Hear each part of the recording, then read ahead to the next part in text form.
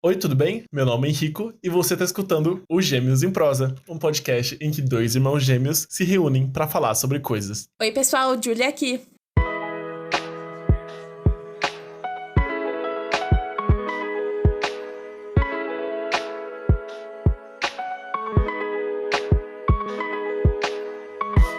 E hoje a gente vai provar pra vocês, de uma vez por todas, que a gente só sabe fazer dois tipos de pauta. Que é ou pauta de lista ou pauta sobre desenho animado. Definitivamente. Mas Pouco nichado.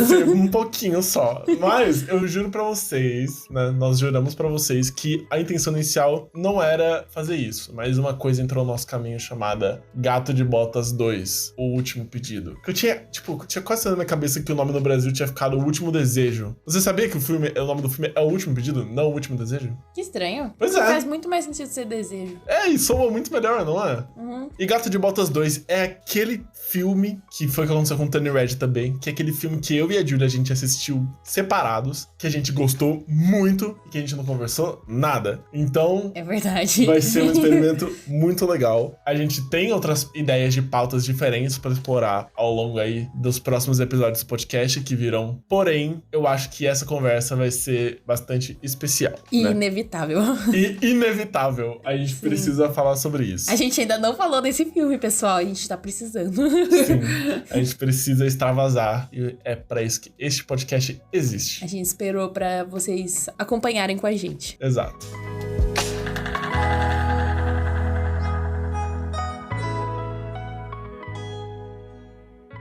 Hoje sou eu que vou estar guiando a pauta. E eu acho que eu e a Julia, a gente fala de um lugar muito particular sobre Gato de Botas 2. Porque a gente assistiu o primeiro Gato de Botas quando a gente era criança ainda. O primeiro Gato de Botas, ele lançou em 2011. A gente tinha 10 anos de idade. Sim, nós somos novos, sei lá. Se você não sabia, agora você tá sabendo. E esse filme lançou há 11 anos. E eu lembro de ter assistido no cinema. Eu lembro que eu assisti em Campinas com nosso primo. Onde você assistiu o primeiro Gato de Botas? Não sei. Eu não lembro nem de quando foi que eu assisti. Eu só lembro que eu mas não você quis assistir época? Mais. Sim, mas eu lembro que eu não assisti uma vez e não quis assistir mais. É, eu lembro do evento de assistir Gato de Botas, esse evento específico, assim. Mas pouco do filme ficou comigo, né? Tanto que quando a gente assistiu o segundo filme, né? No meu caso, na verdade, quando eu assisti o segundo filme, eu fiquei muito interessado em como que era o primeiro filme, que eu realmente não lembrava. Eu lembrava só de alguns elementos. De algumas coisas que, inclusive, são, tipo, citadas, são citações de rodapé no segundo filme, e que eu queria testar a prova de novo. Então eu fui lá assistir e... Nossa, eu acho que eu nunca vi um filme que se apequena tanto depois do lançamento de uma sequência, assim. Tipo, um filme tão medíocre. Que a sequência é tão melhor.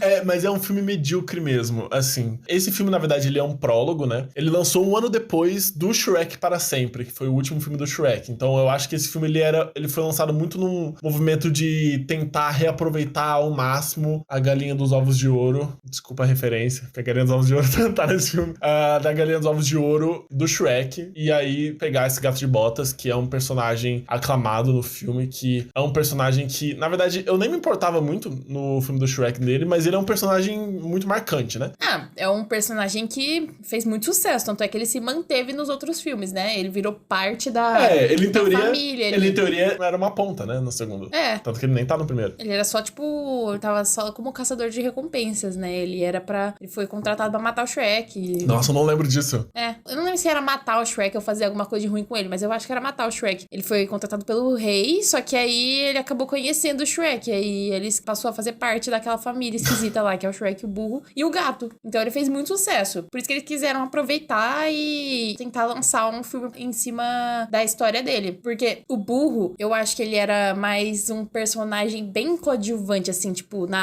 eu não sei dizer, mas eu acho que ele era muito dependente do Shrek. Tipo, eu acho que o personagem do burro, ele depende muito que ele esteja acoplado a outro personagem, a outra jornada, assim. Eu acho que um filme do burro, talvez uma série do burro, assim, aquelas fosse mais séries... divertida, né? Tipo aquelas séries, tipo, de episódios de 10 minutos, assim, tipo de Nova Onda do sketches. Imperador, né? Tipo aquela série lá do Mate? É.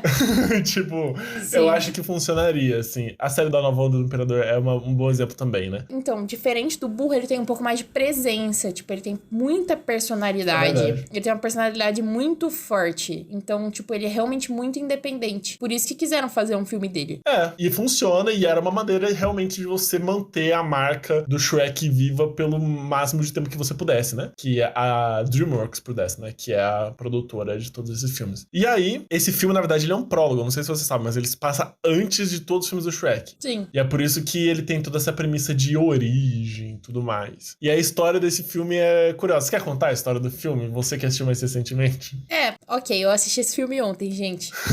Porque fazia muitos anos que eu não assistia, eu precisava assistir pra gente gravar. Basicamente, não foi muito marcante pra eu lembrar de todos os detalhes, mas assim... What about Jack and Jill? Are you crazy? The what?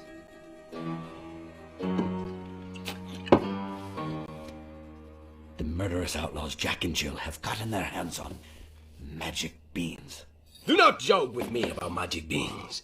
I searched half my life for them. They do not exist. No, Cat. We have seen them.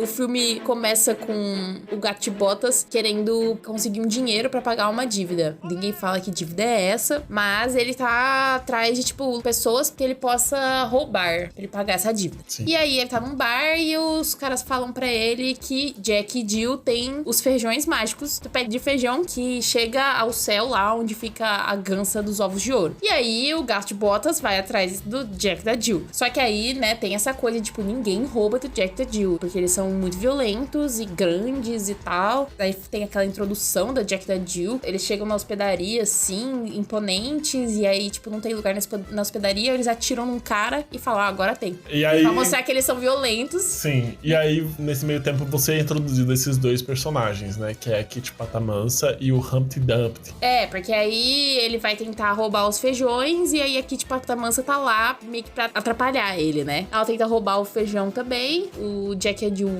veem eles e não dá certo roubar os feijões, né? E aí ela atrai ele pra um bar de gatos, assim, com um beco. E eles têm uma competição de dança lá, que eu achei divertida, assim. Achei uma das cenas, um dos pontos altos desse filme. Então, mas eu tenho um problema com isso, que eu acho que a gente já pode falar. Primeiro, a animação desse filme, esse esquema da animação ser meio fotorrealista, assim, que é uma coisa que é puxada lá dos filmes do Shrek, que tem essa coisa que é cartunesca, mas que tá sempre empurrando pro realismo, né? Então, as feições do gato são as mais realistas possíveis. Tenta ali simular uma antropomorfização, mas com uma proximidade com a realidade, que é muito diferente do que esse segundo filme faz. É até engraçado ver no Twitter as pessoas pegando fotos do Gato de Botas no Shrek 2, o Gato de Botas nesse novo filme falando, ai, nossa, ele fez a harmonização facial, mas é porque o estilo de animação muda. Ele tem olhos mais expressivos, né? Ele tem um rosto mais amigável. E aí tem toda essa questão da Kitty Patamansa, porque ela começa mascarada. Nesse momento o gato acha que ele é um rival, né? Que é um outro gato, um gato preto, que é um rival. E aí, no momento em que ela tira a máscara, ela se revela como esse interesse amoroso meio unidimensional, que fica sensualizando pra ele, e fica, ai, porque eu te amo, Gato de Botas. E aí eu acho uma representação feminina horrível, horrorosa. Então, o que me incomoda é que, tipo, a gata, ela tem formato, tipo, a formato de corpo é muito esquisito. O jeito que ela é desenhada, tipo, com as sobrancelhas, a boca, o formato do corpo, ela tem silhueta feminina, assim. É, muito Parece esquisito. que eles realmente estão tentando, tipo, sexualizar a gata, sabe? Ainda mais quando você pensa que você tá retratando, em teoria, uma personagem latina, é meio estranho, assim. Tipo, eu não lido muito bem com a forma com que a Kitty Patamansa é representada nesse filme. Eu acho que ela é uma personagem horrorosa aqui. Não, e a forma com que eles se relacionam também, porque aí, tipo, ele muda completamente a forma que ele, tipo assim, ela agora que ela é uma gata, tipo, você é uma gata, você não é mais uma rival, agora ela é o, tipo, nossa, gata, vamos tomar um leitinho.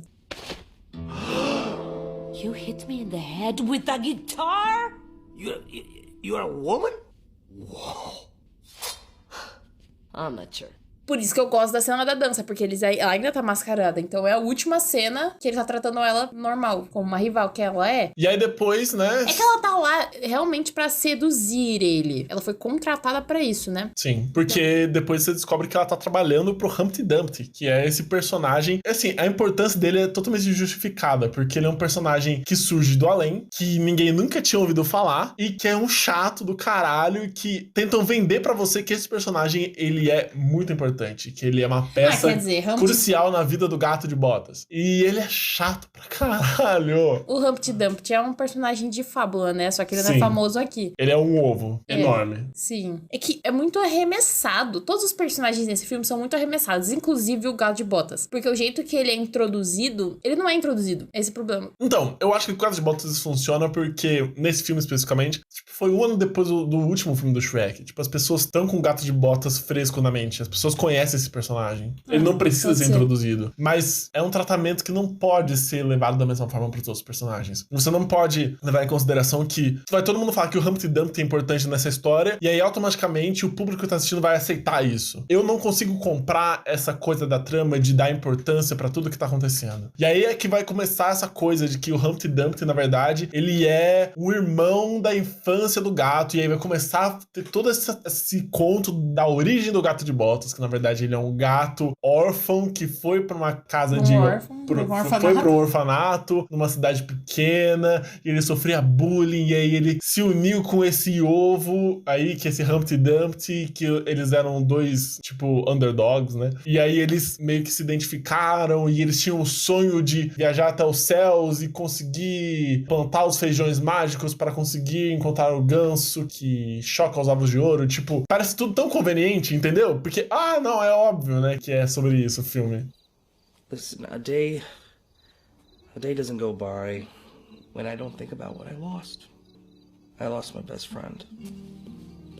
My only friend. And I get it now. I got greedy and desperate and I let you down. I let myself down. All I'm asking for, Puss, is a second chance. Give me that second chance and I'll help you pay back San Ricardo. Please, Puss. Let me show you what our friendship meant to me.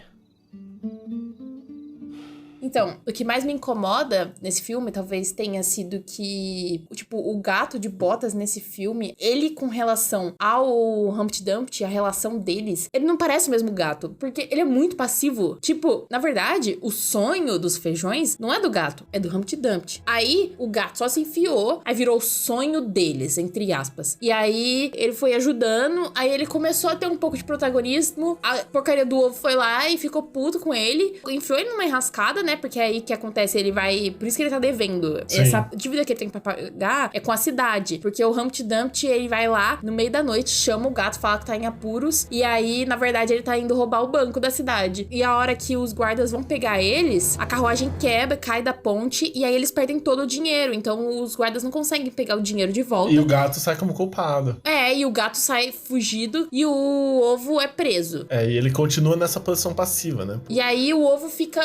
Nossa, ele fica remoendo. puto, porque o gato abandonou ele. Só que ele, tipo, armou pro gato. O gato não queria roubar a cidade, só porque o gato tinha virado, entre aspas, um herói da cidade, porque ele tinha salvado a mãe do guarda. Mano, meu rolê, assim, são dois. O primeiro, eu acho que toda essa coisa de vamos contar a origem do Gato de Botas, eu acho isso uma putaria completa. Porque, vamos contar como o gato conseguiu as botas, porque a mãe dele no orfanato entregou as botas pra ele quando ele salvou a cidade. Olha, essas botas são um símbolo de justiça. E é tipo, foda-se como o gato conseguiu as botas. Ele é um gato que usa botas e um chapéu. E ele é um espadachim. Tipo, foda-se. É uma premissa tão absurda. E você querer explicar isso e racionalizar isso é um tiro no pé. Porque não fez sentido. Eles não conseguiram. Nenhuma explicação vai ser tão satisfatória quanto, tipo, ele é um gato que usa botas. Foda-se. Então, é tipo... Sim, porque continua não fazendo sentido. Ele pegou a bota e aí onde ele aprendeu a ser espadachim? Onde ele aprendeu Não, E a outra coisa que me preocupa é o Gato de Botas não tem arco nesse filme. Ele não aprende nada. Tem toda essa questão dessa passividade que você falou. Ele e inclusive é trouxa. Não, essa passividade que você falou é justamente isso que fica na minha cabeça. Porque a gente tem toda essa questão do Gato de Botas como essa grande figura que é um fora da lei. Nem o fato dele ser fora da lei é uma personalidade dele. É algo derivado do outro, que na verdade não era nem algo que ele queria. Tipo, uma coisa que eu não gosto desse filme é que esse filme não assume nada da personalidade do gato. Então, parece que o filme, ele quer que o gato incorpore essa justiça maniqueísta, sendo que o Gato de Botas não era assim, nem no Shrek. Então, exatamente, tipo... da onde eles tiraram isso? Porque acaba o filme, teoricamente vai pro Shrek, e aí ele vira um caçador de recompensas, ele pede desculpa pra mãe dele. E ele, voltei a ser um fora da lei.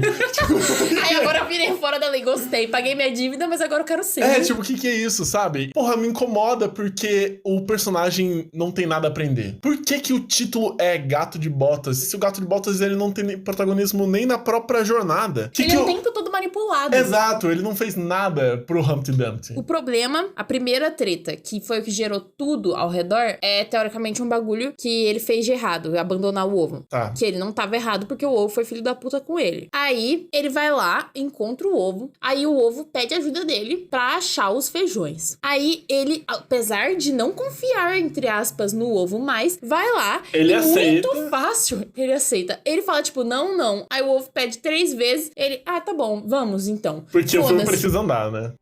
Basicamente por isso. Aí ele fala sim, porque a gata pede, aqui de Patamansa. Mano, aí ele se desdobra por causa do ovo. Aí o ovo quer roubar a gansa. Aí ele não acha uma boa ideia, mas ele rouba mesmo assim. Aí ele é passado a perna, porque aí ele descobre que, na verdade, foi tudo armado pro ovo levar o próprio ouro pra cidade e ele sair de bonzinho e o gato ser preso. Eles ganham recompensa, né? Não, eles não ganham recompensa. É porque ele queria se vingar, ele queria que o gato fosse pra prisão. Aí o Jack e a Jill, tipo, no meio da noite, depois que eles conseguem roubar a gansa, eles estão indo dormir, eles, tipo, batem na cabeça do gato e meio que fingem que sequestraram o ovo e a Kitty Patamansa. Tá. Aí... São todos contratados, o Jack e o Jill também. Todo mundo é contratado do Humpty Dumpty. E aí eles... verdade, eu lembrei que essa é a grande... o grande plot twist. E aí ele fica preocupado com o ovo e vai pra Santa Coloma procurar o ovo pra salvar ele do Jack e da Jill. Mas é isso que você tá falando. Percebe como nenhuma das peças que fazem a história mover são relacionadas ao gato. Ele é um coadjuvante nessa própria história, assim. E ele não tem arco de personagem. Tipo, um roteiro bem amarrado e bem escrito, ele vai ter um personagem que vai de um ponto A pra um ponto B. E nesse ponto A pro ponto B, ele vai aprender uma coisa e ele vai se transformar ao redor da história e no fim ele vai aprender alguma coisa. Ele é um personagem diferente no final. Você termina esse filme. O Gato de Botas do começo é o mesmo Gato de Botas do final. Ele não aprendeu nada, ele não mudou. E ele continua não sendo nada, porque ele não é nada nesse filme. Sim, ele não é nada nesse filme. Ele não é nada, ele não é bonzinho, ele não é maldoso. Ele não evolui, ele não tem nada a aprender, ele não faz nada. Ele não é sacana, ele não é esperto, ele não é nada. I never belonged here. We had a plan to get out of here, but then you became the hero and you picked this place over me. You left me with nothing. Humpty, I'm sorry I hurt you. But do not take it out on these people. You are better than this. No, I'm not. Oh, come on. I know the real Humpty. The way you saw the world. The inventor. The dreamer. What happened to that guy? Não, e o pior pra mim é o final do filme, porque aí o ovo vira um ovo de ouro. Tipo assim, eles têm uma cena de redenção tosca. Aquela redenção, tipo, é só falar que teve, sabe? Porque é básico de filme. Meu, mas é que eu não sei se você lembra da cena, mas é muito ridículo. Porque é tipo assim, ele consegue fugir da prisão, porque é a Kitty Patamansa, que desde a metade do filme já tava meio a favor do gato, né? Então ela já tava meio contra o rolê. Aí ela vai lá e tira ele. Ela se apaixonou também. Ela se apaixonou. Aí ela tira ele da prisão, tal. Aí ele tem o confronto com o ovo. Eles conversam, tem uma conversa tosca, que aí o ovo se explica porque que basicamente ele é um filho da puta, porque não tem explicação pra tudo que ele faz, porque ele é só cuzão. Sim. Isso que me incomoda também. Porque se o gato tivesse um pouquinho de presença como personagem, você sim teria um pouquinho de empatia pelo ovo. Tipo, você entenderia o ovo. Mas nesse filme não dá pra entender o ovo. O ovo é só um cuzão. Porque o gato não fez nada pra ele.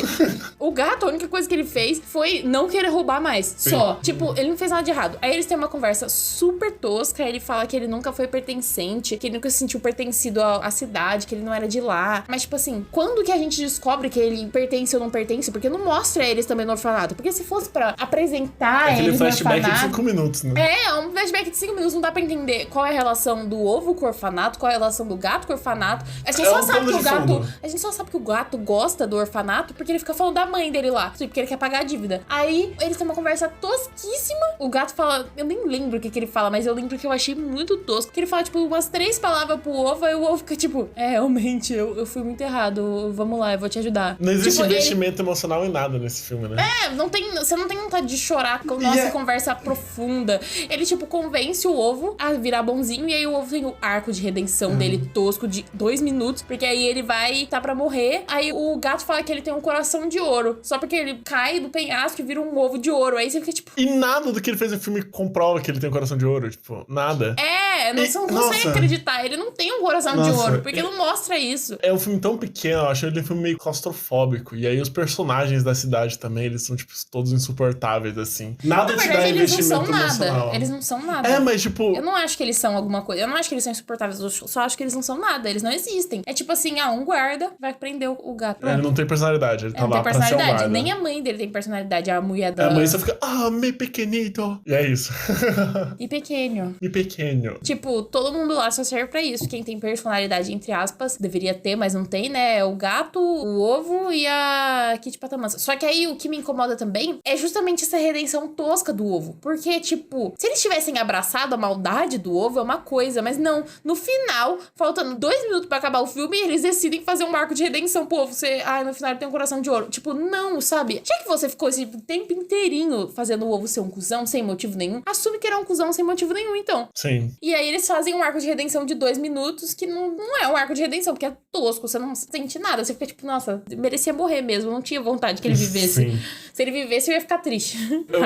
Eu acho que é esse contraste de elementos, assim. Porque eu penso muito Gato de Botas 2 como uma antítese do primeiro. Quanto mais eu penso sobre os elementos do Gato de Botas 2, mais eu percebo como ele parece responder às lacunas que o Gato de Botas 1 coloca de forma muito mais inteligente, assim. Então, a própria forma com que o Gato de Botas 1, ele não tem jornada emocional, né? O personagem, o protagonista. E o Gato de Botas 2, o último pedido, ou Puss in Boots, eu acho Puss in Boots, que soa tão bem, eu gosto muito de Puss in Boots. The Last Wish, que é sobre o Gato de Botas. O Gato de Botas tá no centro do cenário. E é ele que move a história o tempo inteiro. Então, a gente pode começar a falar sobre o filme. Sim. Assim, uma coisa que eu tava refletindo é que como o Gato de Botas 1, teoricamente, é antes dele ter aquele processo do Shrek e tal, e chegar no Gato de Botas 2, a gente até poderia dizer, se o Gato de Botas 1 tivesse sido um bom filme, que o gato mudou e virou um outro personagem baseado em tudo que ele viveu, em Shrek. Só que como o Gato de Botas 1 fecha com uma coisa que não faz sentido nenhum pra ele virar o gato que ele vira no Shrek e o gato que ele é no Gato de Botas 2, isso não faz sentido. Então é até meio triste, assim, é um ponto negativo, porque não faz sentido. Poderia fazer, mas não faz. A sensação que eu tenho é que, na verdade, o Gato de Botas 2 anula tudo que o Gato de Botas 1 estabeleceu. Sim. A gente traduz com 2, né, aqui, porque é uma coisa de praxe em traduções de filme aqui no Brasil. Mas é algo importante de apontar. Na tradução original, né, no título original, não tem um 2. Então não é um filme que se estabelece enquanto uma sequência. Eu não entendo esse filme enquanto uma sequência. Sim. Porque é isso. Se no primeiro filme ele é estabelecido como esse baluarte da justiça, no segundo filme ele é estabelecido como esse gato egoísta que só pensa nele mesmo, que só enxerga o próprio umbigo. É interessante enxergar esse contraste, porque se você pensar Gato de Botas 2 como uma sequência, isso é uma coisa ruim, porque não existe uma conexão ali, né? É como se você excluísse tudo que acontece no primeiro. Mas eu acho que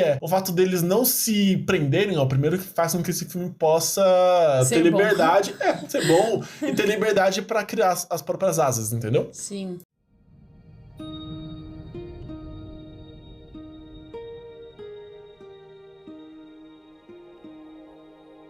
Starlight, star bright, first star I see tonight. I wish I may, I wish I might have this wish, I wish tonight. E esse filme ele vai começar com... Que eu queria falar sobre isso especificamente, porque ele começa com uma frase que aparece na tela, que é: essa história é um conto de fadas. Que eu acho interessante porque vai estabelecer esse desprendimento, que eu acho muito importante no filme inteiro, que é esse desprendimento com a realidade, com o factível. De você realmente abraçar a fantasia, abraçar o fabuloso e abraçar a infinidade de possibilidades que a fantasia e a ficção podem dar pra você. E a animação também, né? E aí, a gente vai começar e eu, na verdade, queria aproveitar esse gancho pra falar sobre uma coisa. Porque uma coisa boa de estar em São Paulo. Eu achei esse filme 2 vezes no cinema. E achei primeiro na primeira semana, né? Nossa, queria muito assistir esse filme legendado. Porque uma coisa importante a se apontar é que umas 2 semanas antes desse filme estrear, o Twitter explodiu porque ele descobriu que o Wagner Moura faz a voz original de um dos personagens. Então eu queria muito assistir pra ver as vozes originais e pra ver especificamente a voz original do Wagner Moura. E aqui em São Paulo tinha sessão no áudio original. Não eram todas, só tinha sessão de noite. Mas a gente encontra aqui, né? A gente tá gravando em São Paulo, inclusive. Então, eu fui assistir o legendado primeiro e depois fui assistir dublado. E você fez o caminho inverso, no caso, né? E eu queria perguntar pra você sobre isso, porque essa introdução especificamente me incomodou muito na versão dublada. As 2 versões são dubladas pelo Gato de Botas, é o Gato de Botas que tá narrando. É o momento que você vai introduzir a lenda que vai mover a história, que é o MacGuffin da história, né? Que é essa estrela cadente que caiu do céu e concede um único desejo à pessoa que conseguir chegar nela, tá? Só que na versão dublada me incomoda um pouco os maneirismos da dublagem, porque é um momento em que você precisa prestar atenção, porque é um trecho importante pra você entender a história de lá pra frente, porque eles não vão ficar martelando nessa explicação depois. Era uma vez uma estrela do desejo que caiu do céu, queimando uma grande floresta. A floresta sombria assim nasceu. E eu não consegui me concentrar, porque a voz dele era tão exagerada, aquela rouquidão lá, que eu não sei exatamente qual que é o dublador que faz, que eu não conseguia nem sentir o drama daquela narração, porque eu tava muito preocupado pensando no quão cartunesco era aquela voz, que eu acho que funciona no contexto do filme, mas que nessa narração eu não gostei. Isso reflete um pouco minha questão com a dublagem no filme no geral. Então eu queria saber de você. Pra mim é a voz do Gato de Botas, aquela lá. Então mas não é uma coisa que me incomoda. Chegou nos pontos que eu não tava conseguindo entender o que ele tava falando. Não, eu acho que, assim, depois que eu assisti a versão do áudio original, eu acho que o áudio original é melhor. Sim, inclusive nessa parte. Mas eu não acho que é uma coisa que me incomoda. Tipo, se eu colocar o filme dublado aí eu não vou conseguir assistir. Vou ficar, tipo, incomodada. Não é nesse nível, assim. Mas eu acho que é um problema da dublagem no geral desse filme. É que esse filme, ele tem um caso muito específico de... Ele lida com muitas regionalidades. Por exemplo, toda essa questão do gato ter 9 vidas. Porque, né, ele é um filme feito por Hollywood e que ele vai se basear na cultura anglo-saxônica, que é um pouco diferente da cultura latina aqui, porque aqui a gente lida com os gatos como se tivessem 7 vidas. Lá são 9. E aí, quando a gente traduz pra cá, como que a gente vai adaptar isso? A gente não adapta, porque o filme, ele é inteiro baseado em algo que não funciona pra gente, que é o fato do gato ter 9 vidas. É claro que a gente entende isso, então a gente releva, porque de 7 pra 9 vidas, enfim. A gente entende a premissa, né, do gato ter várias vidas. Mas eu sinto que existe um pouco esse afastamento um pouco da nossa realidade aqui, que dificulta um pouco a adaptação e a localização. Que eu lembro até que no próprio Gato de Botas 1 tem uma piada dele falando, porque eu tenho 7 vidas, né? Queria essa contradição mesmo. E em várias cenas isso acontece, porque eles traduzem também, tipo, letreiros, placas. E uma cena específica de um personagem lá do lobo, ele tá apontando pra um folheto do Gato de Botas escrito vivo ou morto. E aí em inglês tá dead or alive. E aí ele começa a apontar o dedo no dead, pra mostrar que, eu quero te matar. I never do this, but can I get your autograph? Been following you for a long time. Sign right there. Só que geralmente, quando a gente vai traduzir isso no português, a gente coloca ao contrário, vivo ou morto. Ele começou a apontar, e aí a câmera dá um foco no folheto, no dedo dele, apontando no que seria o dead, do dead or alive, e ele tá apontando no vivo ou morto. E ele tá tipo, vivo. Aí você fica tipo, por que ele tá fazendo isso? Por que eles não colocaram ao contrário? Exato, tipo, são adaptações tão simples, assim, que o filme peca, eu acho. Até a própria adaptação do Portunhol, eu gosto muito do Portunhol, da dublagem do primeiro filme. Duelo de danza las terças noite. Muy bien. Se quieres una danza duelo, yo voy a danzar duelar usted hasta la muerte.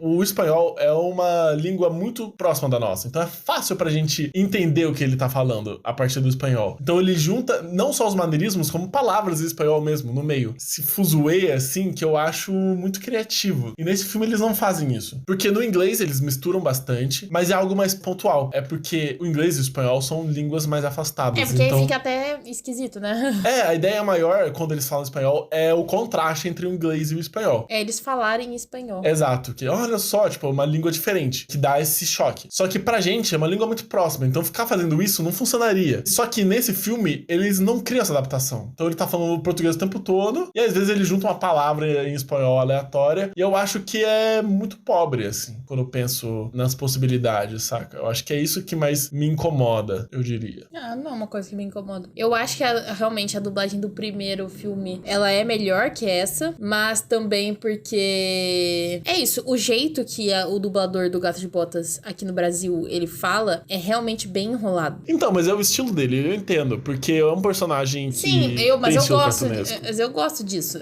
Eu não acho que é uma coisa que me incomoda. É, mas eu acho que isso... Penso nesse filme. Eu acho que isso pesa mal nas cenas mais dramáticas desse filme, inclusive, que a gente vai comentar mais pra frente. É, eu acho que é isso. Como é muito cartunesco pra gente e a gente não tá acostumado a ver o gato em cenas mais dramáticas, fica esquisito. Porque esse é um filme bem dramático. É porque o Antônio Bandeiras, que é o dublador da dublagem original, o sotaque dele não é tão pesado. Então, quando ele vai falar... Eu acho, na verdade, que o sotaque dele é mais natural. É, porque ele é de lá. O sotaque dele é realmente natural. Sim. O sotaque da pessoa que dubla aqui não é, né? Então, quando ele vai falar mais sério, o sotaque puxa menos. É mais equilibrado, eu sinto. É. Eu sinto que os momentos mais sensíveis do filme são mais legítimos justamente por essa proximidade com a língua do Antônio Bandeiras e dos outros atores, do próprio Wagner Moura, da Salma Hayek, que faz a Kit, enfim.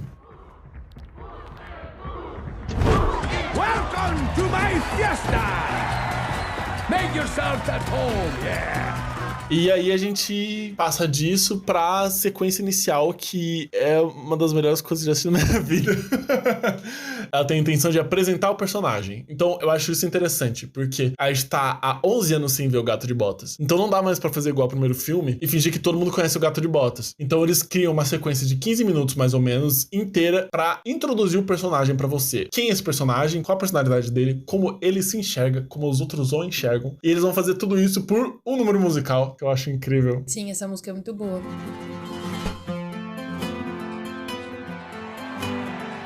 Who is your favorite fearless hero? Who is your favorite fearless hero?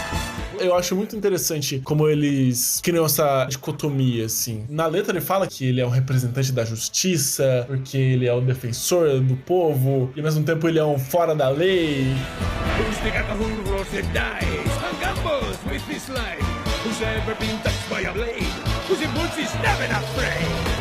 O Gato de Botas, nesse filme, ele incorpora muito, que é uma coisa que ele já tinha antes, uma parte da personalidade dele, mas ele incorpora 100% essa coisa de Robin Hood dele. Sim. Da personalidade dele, que é tipo, ele rouba dos ricos pra dar pros pobres. Sim, tem até um momento que ele dá um presente lá. É o que ele tá fazendo nessa primeira cena. Ele invadiu a casa do governador e enfiou o povo lá. Sim. Pra usar as roupas, fazer uma pegar festa, o dinheiro e comer as comidas dele. Sim. É basicamente o que ele tá fazendo. Então, ele incorpora essa coisa, Então, né? mas eu acho que existe uma contradição dentro disso, porque ao mesmo tempo, eu não acho que o Gato de Botas faz isso pelas pessoas. Porque ele faz isso por ele mesmo. Ele faz isso pra alimentar o próprio ego, porque ele se entende enquanto uma pessoa... Ele entende que ele...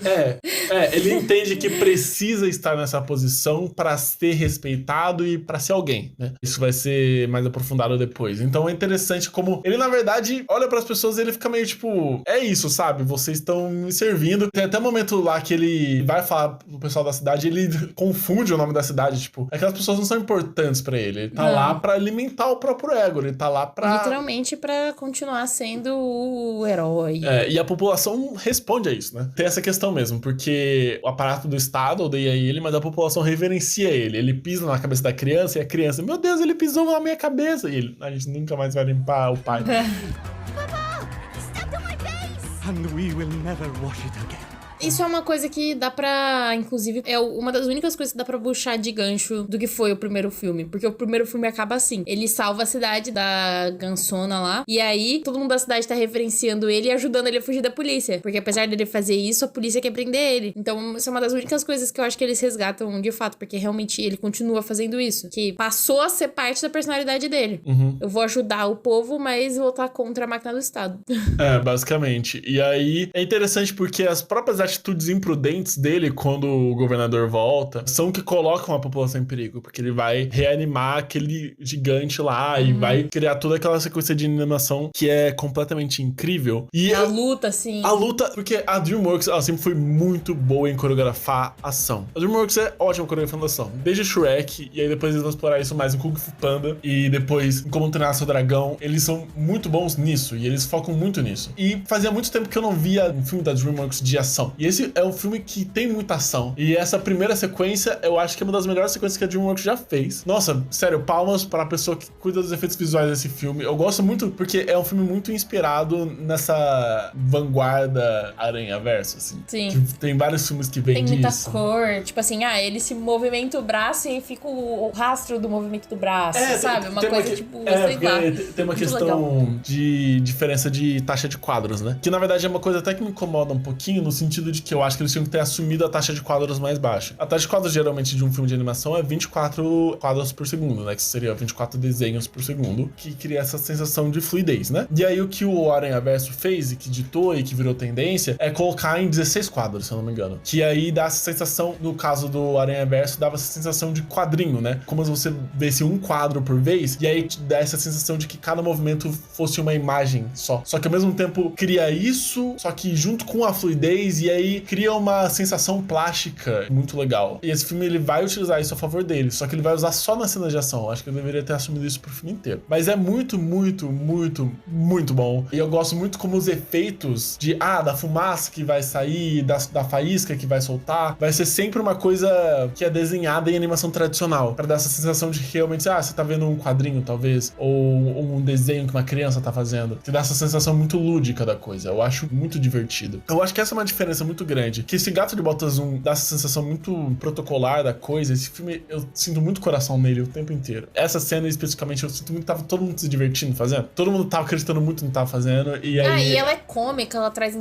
tem uns episódios de comédia, tipo, quando ele é arremessado entre os prédios, ele fica fazendo careta, aí ele flerta com a moça, que ele cai em cima dela, aí ele toma um gole do café e fica malucão, aí ele sai...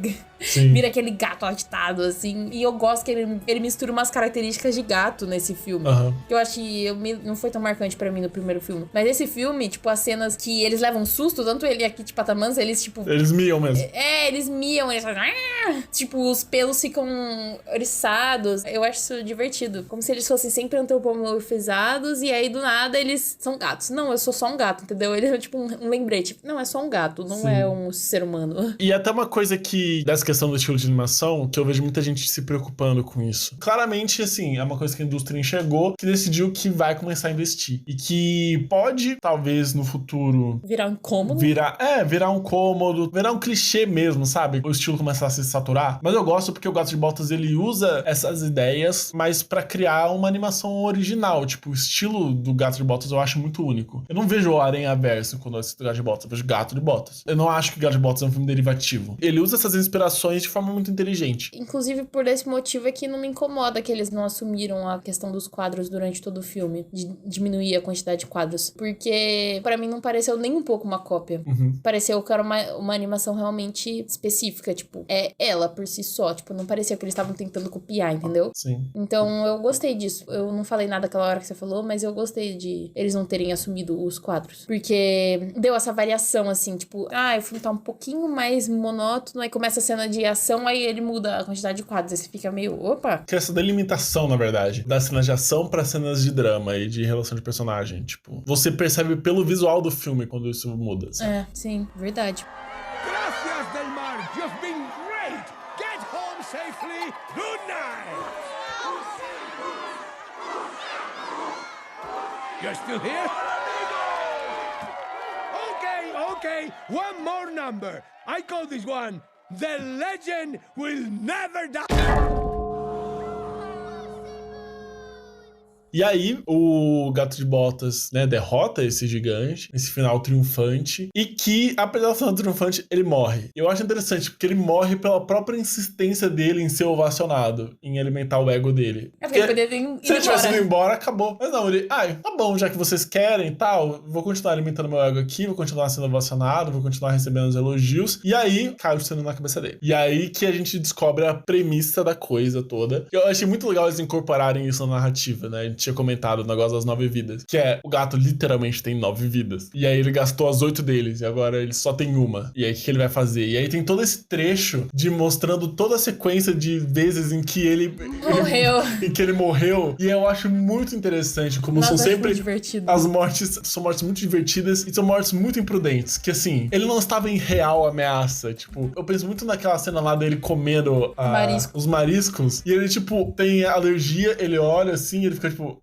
foda-se, come, mesmo sabendo que ele tem alergia. O real que eu gosto desse trecho é que ele ilustra de forma muito clara, assim, que o Gato de Botas não tem apreço algum pela vida. Assim. Ele só liga pra imagem dele pra satisfazer o ego dele. Tipo, pra se divertir, é só isso. Sim. E aí é legal porque o querido lá, o mini querido, o médico, chega nele e fala que ele precisa se aposentar. Pergunta, você tem alguém com quem você pode contar nesse momento difícil? E ele, tipo...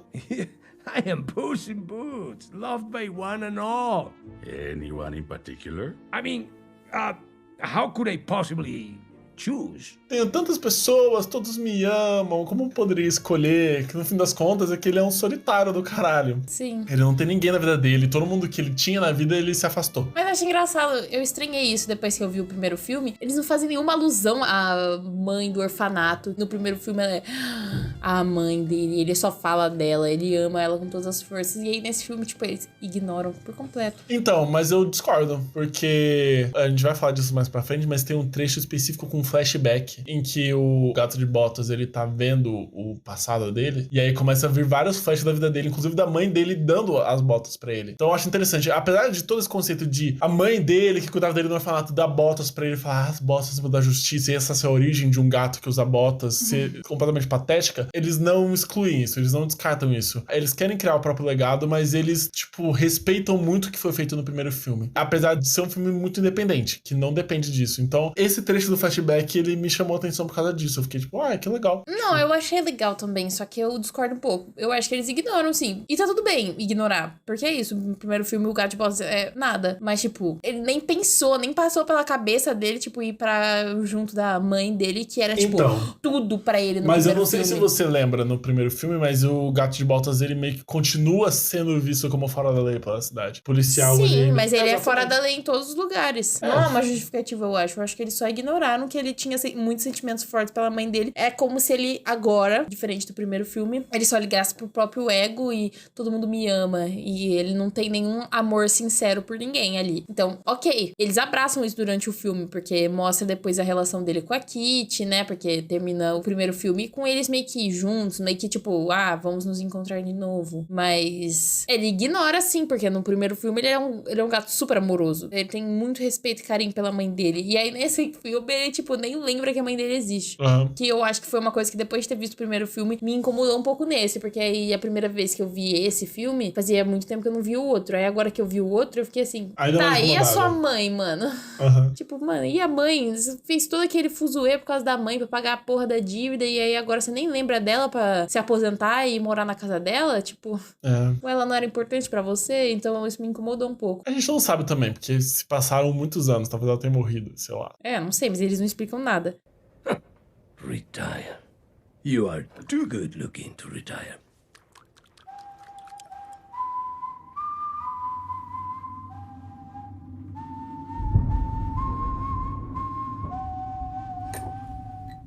Uma coisa que eu queria falar é que eu acho que o que esse filme faz nesses primeiros 15 minutos é sublime. E eu acho que é uma versão reduzida do que... Outra coisa que eu falei há uns 2 episódios atrás, que é o The Last of Us Part 2. De que você cria toda uma sequência para estabelecer a premissa de um personagem. Então o Gato de Botas é esse personagem que é impenetrável, que é aventureiro, que não tem medo de nada, que não tem medo da morte, que nunca foi tocado por uma espada, espada, e essa é uma frase que ele canta muito na música e que ressoa muito no resto da sequência, né? Que ele nunca foi tocado por uma espada na vida. E assim, eu não sei se ele realmente nunca foi tocado, eu não sei se no filme do Shrek ele foi tocado e isso é tipo um furo de roteiro. Mas nesse caso, é tipo, isso é muito importante. Ele nunca foi tocado por uma espada. E você estabelece isso de forma com tamanha firmeza só pra, no fim, estraçalhar completamente essa premissa. Que é uma coisa que o The Last of Us Part 2, eu não vou falar spoiler. Eu falei spoiler no outro episódio, mas não vou falar aqui. Que é uma coisa que o The Last of Us Part 2 faz, de estabelecer um sentimento pra você subverter ele completamente logo depois. Só que você faz isso em 15 minutos. E é tão curioso porque isso acontece de modo que você nem percebe. Só que isso impacta muito na cena em que isso acontece, que é o momento que é a primeira aparição do Lobo, que é o personagem do Wagner Moura. Well, well. If it isn't Puss in Boots himself. In the flesh. Hey. There's the famous hat, the feather, and of course, the boots. My compliments to your cobbler. Thanks. Good to meet you, too. O que você achou do Lobo? Cara, foi assim, eu assisti esse filme 3 vezes, e aí as primeiras 2 vezes eu vi no cinema dublado aqui, né? E eu assisti a terceira vez ele legendado. E eu acho que dublado, o Lobo é bem marcante também. Mas eu amei, eu fiquei viciada na voz do Wagner Moura. O Wagner Moura como Lobo, o Wagner Moura, tipo, abraçando, inclusive, o jeito dele falar, o inglês dele ser a voz dele ali, tipo, ele não tenta ser um inglês nativo dos Estados Unidos. É o jeito que ele fala, tipo, é o Wagner Moura, ele é um cara também que não é claramente, né, a primeira língua dele. Não, mas assim, eles claramente contrataram o Wagner Moura procurando outro ator latino. Ah, sim, O claro. Lobo é latino, canonicamente, né? Mas, tipo, achei muito bom, eu gostei muito deles terem abraçado isso no Lobo, tipo, acho que a voz do Wagner Moura deu muita personalidade pro Lobo, é um dos pontos mais altos da animação pra mim. O Lobo já era um personagem ponto alto pra mim da animação, mas o Lobo na versão da voz do Wagner Moura virou mais ainda, porque eu já acho o Lobo tem uma presença, tipo... Ele tem uma presença. Ele é verdadeiramente assustador. A primeira vez que eu assisti esse filme, tinha umas cenas que ele aparecia, que eu assisti esse filme com o Otávio, se você estiver escutando isso, meu amigo Otávio. Eu olhava pro Otávio assim, tipo, mano, a gente ficava com medo, assim, genuinamente medo do Lobo. Os trechos do Lobo, eles usam muito tons de terror mesmo, né? É, o jeito que ele fala, o olhar dele, tipo, ele tem um olhar penetrante maluco, assim. O assovio, né? Nossa, aquele assovio é assustador. Não, começou a assoviar, eu já ficava, tipo, arrepiada. Nossa, dava um nervoso, arrepiada igual o gato. E eu gosto dos jogos de ilusão que eles fazem com o Lobo no decorrer do filme. O Lobo tem horas que ele aparece, mas tem horas que você não tem certeza se ele tá aparecendo. Ou se é coisa da cabeça do gato. Tem horas que você sabe que é ele ali. Tipo, essa primeira cena que ele aparece, tem a primeira luta, que é uma coisa que o Henrico tinha falado, né? Que é da questão do gato, tipo, na música. Use your favorite hero. Ele fala que ele nunca foi tocado por uma lâmina. E ele repete isso algumas vezes. E aí, cara, a sensação que dá naquela cena em que eles estão lutando, o Lobo consegue tirar a espada dele e começa a cair uma gota de sangue na testa dele. E ele arrepia igual o gatinho. Meu Deus. Mano, eu gosto muito como esse filme traduz sensações. Porque esse é o momento chave do filme. Então ele paralisa pra você observar cada segundo daquela cena.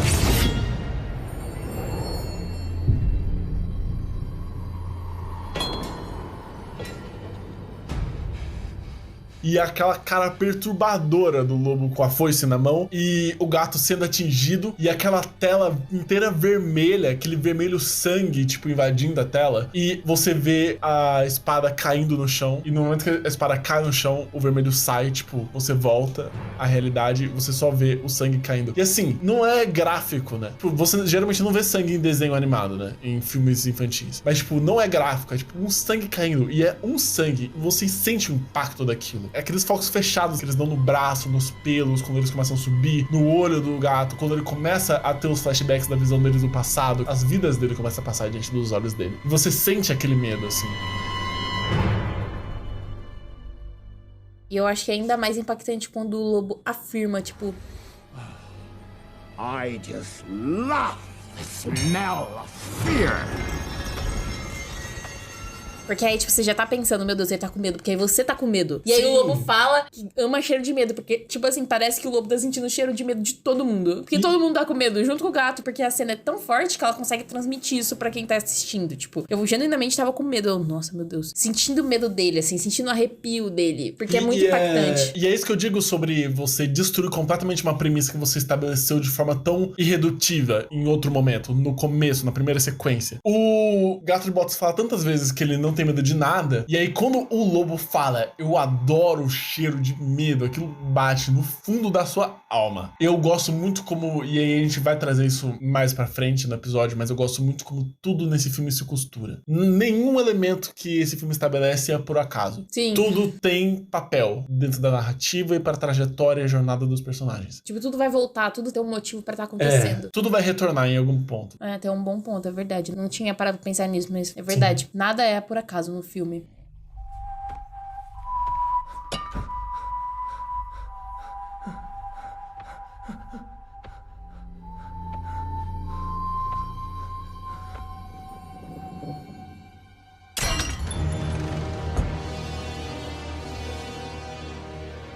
Corre, corre, gatito. E aí, depois disso, né, realmente o gato desiste de tudo. Eu gosto até como é extremamente emblemático, assim. Como ele foge pelo esgoto, ele foge pelo vaso sanitário. É tipo, o auge da decadência dele. Ele nunca esteve num ponto tão baixo. Sim. E aí, de lá, ele vai pra um lugar onde o médico, né, que tinha tratado ele, o médico daquela cidade, tinha recomendado pra ele, que é uma casa de uma mulher que é dona de vários gatos. Que é o sonho da Julia, né? Que é a casa da Mama Luna, o nome, né? Não, calma aí. Muitos gatos, do jeito que é aquela casa lá, não tem vontade, não. Tem uma piada que ela fala, tipo, não, nós não temos gatos aqui, quando ela olha o gato achando que é, tipo, alguém da vigilância sanitária, saca? Sim. Essa senhorinha, eu achei ela muito interessante, porque ela só tem a função de ser aquele abrigo, de aparecer nessas cenas e ser meio cômica, assim, né? Sim. Que aí o gato entra no maior fundo do poço da vida dele. I told you, health department people, there are no cats here. Meow.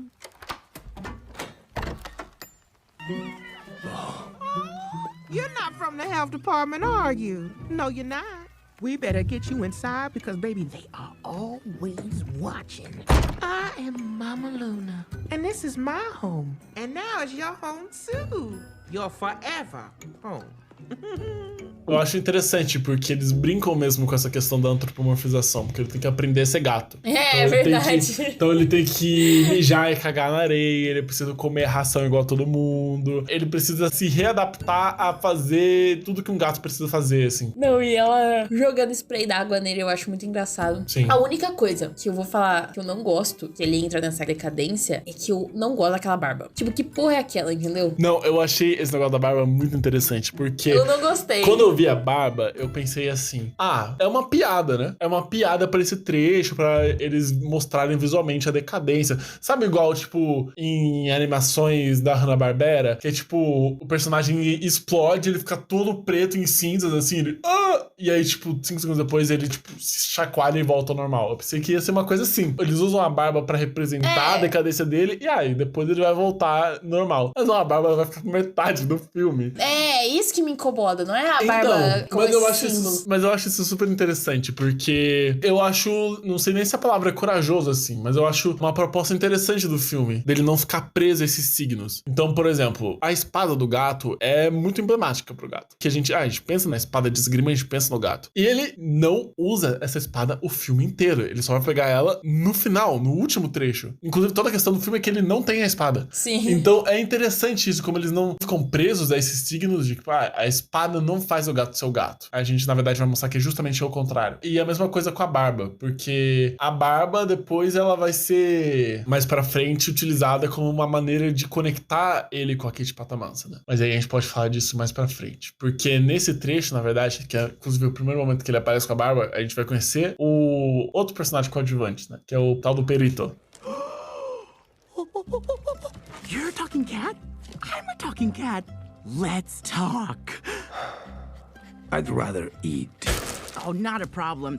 We can eat and talk at the same time. No hablo inglés. ¿Hablas español? Yo también. ¿De dónde eres? ¿Te gustan las siestas? I don't speak Spanish either. You're funny. O cachorrinho. Nossa, eu tinha tanto pé atrás com o perito. Nossa, assim, quando ele apareceu, eu já fiquei assim, ai, que bosta, não. Eles vão enfiar um bichinho fofinho pra... É o alívio cômico, fofo, pra vender boneco. Tipo, não. E nossa, eu quebrei minha cara tanto. Sim, porque o Perito é tipo um dos melhores personagens Ele é um dos do meus filme. personagens favoritos do filme, sim. Ele é muito bom. E ele é introduzido realmente como um alívio cômico básico, né? Então, tem toda essa piada que ele tem o sonho de ser um cachorro terapêutico. Sim. Que inclusive isso também não tá lá por acaso. Que ele é um cachorro terapeuta e tem toda a piada dele. Ai, não, você tá triste. Faz carinho na minha barriga. Ele tem aquela barriga toda, tipo, molenga. E aí, ele é um cachorro pequeno que, na verdade, tá se fantasiando de gato. Uma touquinha de orelha de gato na cabeça pra fingir que ele é gato. Só pra comer, porque ele é um vira-lata fudido. Sim, que todo mundo quer matar. que na verdade ele não tem nem nome. Perito é um apelido que vai ser trago mais pra frente. Oh no. Wanna rub my belly? What's happening? Rub. Hard, Buzz. Come on, rub. I need the practice. I'm gonna be a therapy dog someday. What the hell are you talking about? I'm glad you asked. When people feel bad, they can rub my belly. It'll make them feel better. Rub my belly. No. Come on. No. Rub it. Not happening. Rub it. No.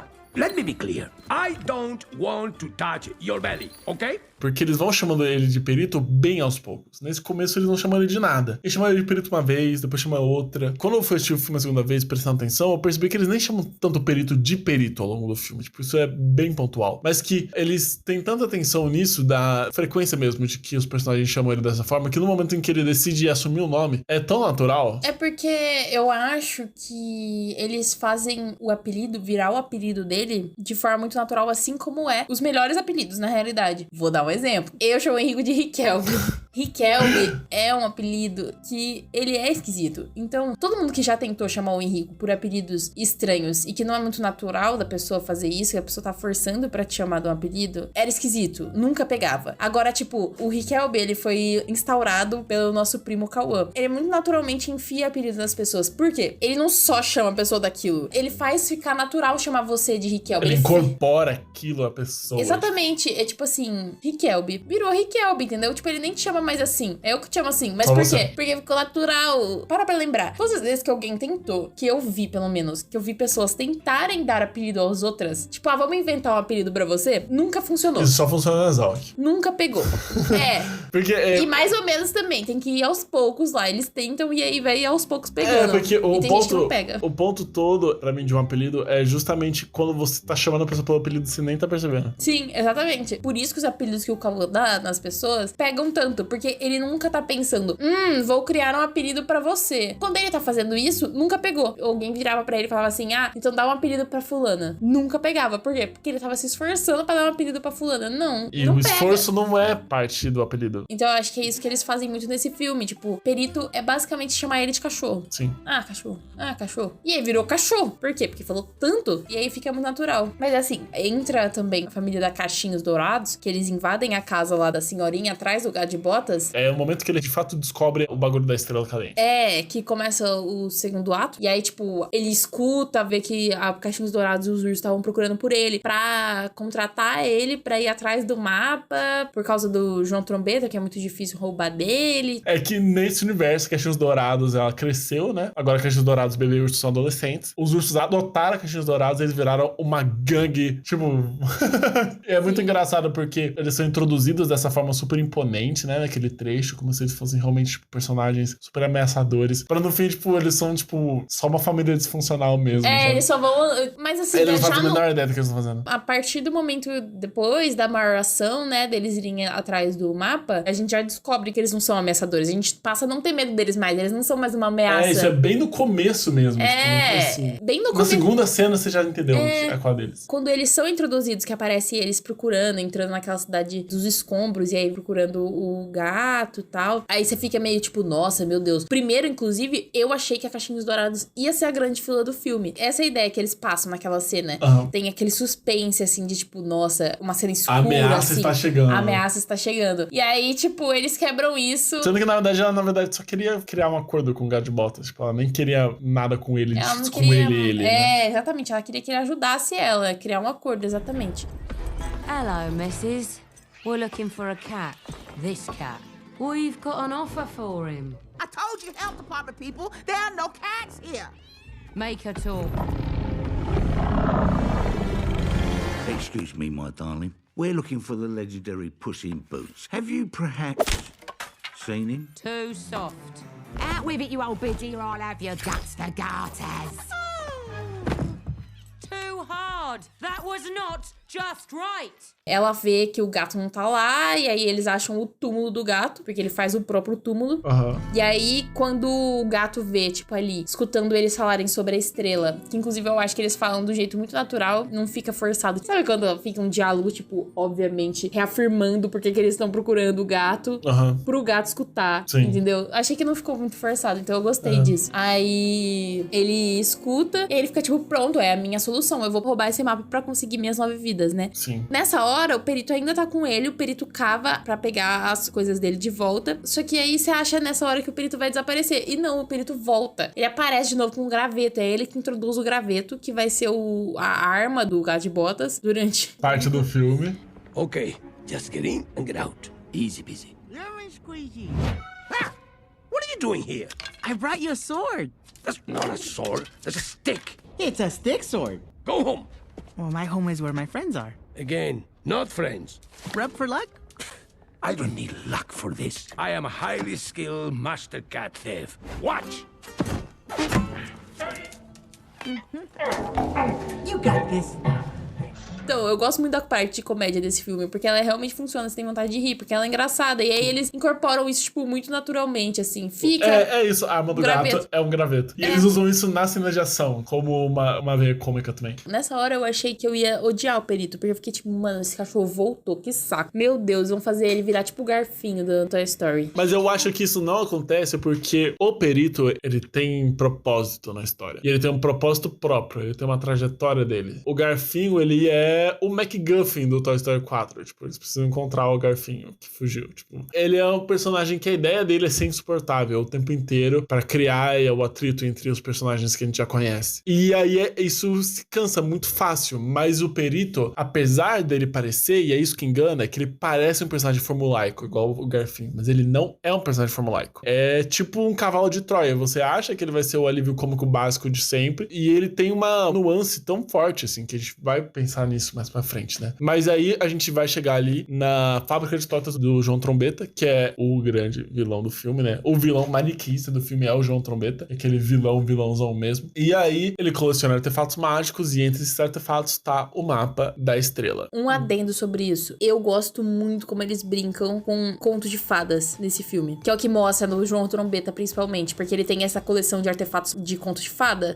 Eu tinha isso anotado na pauta. Dele ter isso, e aí, tipo, a sala dele é uma referência de um monte de contos. Tipo, tem as comidinhas da Alice no País das Maravilhas, tem o... E ele vai usando esses... Isso que eu acho interessante. Tem a bola mágica, tem o sapatinho da Cinderela. Sim. E ele vai usando isso no decorrer do filme. Então, isso me deu uma sensação muito gostosa de Shrek, sabe? Porque o Shrek tem muito disso, né? Tipo, dessa brincadeira com os contos de fadas. E eles continuam isso. Só que isso de uma forma diferente também, né? Não é igual ao Shrek. O João Trombeta, inclusive, quando ele é apresentado, mostra ele lá cantando a musiquinha dele, ninguém ligando pra ele, porque estavam olhando o Pinóquio. E aí é tipo, o Pinóquio do Shrek. Sim. Então eu acho isso o máximo. Eu gosto muito disso. Por isso que eu gosto do João Trombeta como vilão. Sim, a gente vai separar um tempo e falar sobre ele também, mas eu achei ele um bom vilão, tipo, um ótimo vilão, assim. Mas aí nesse trecho, o que é mais importante é a introdução da Kitty Patamansa, que ela, de fato, está de volta nesse filme. Ela não foi só uma personagem qualquer do primeiro filme que foi descartada. Ela, na verdade, foi a única personagem que retornou.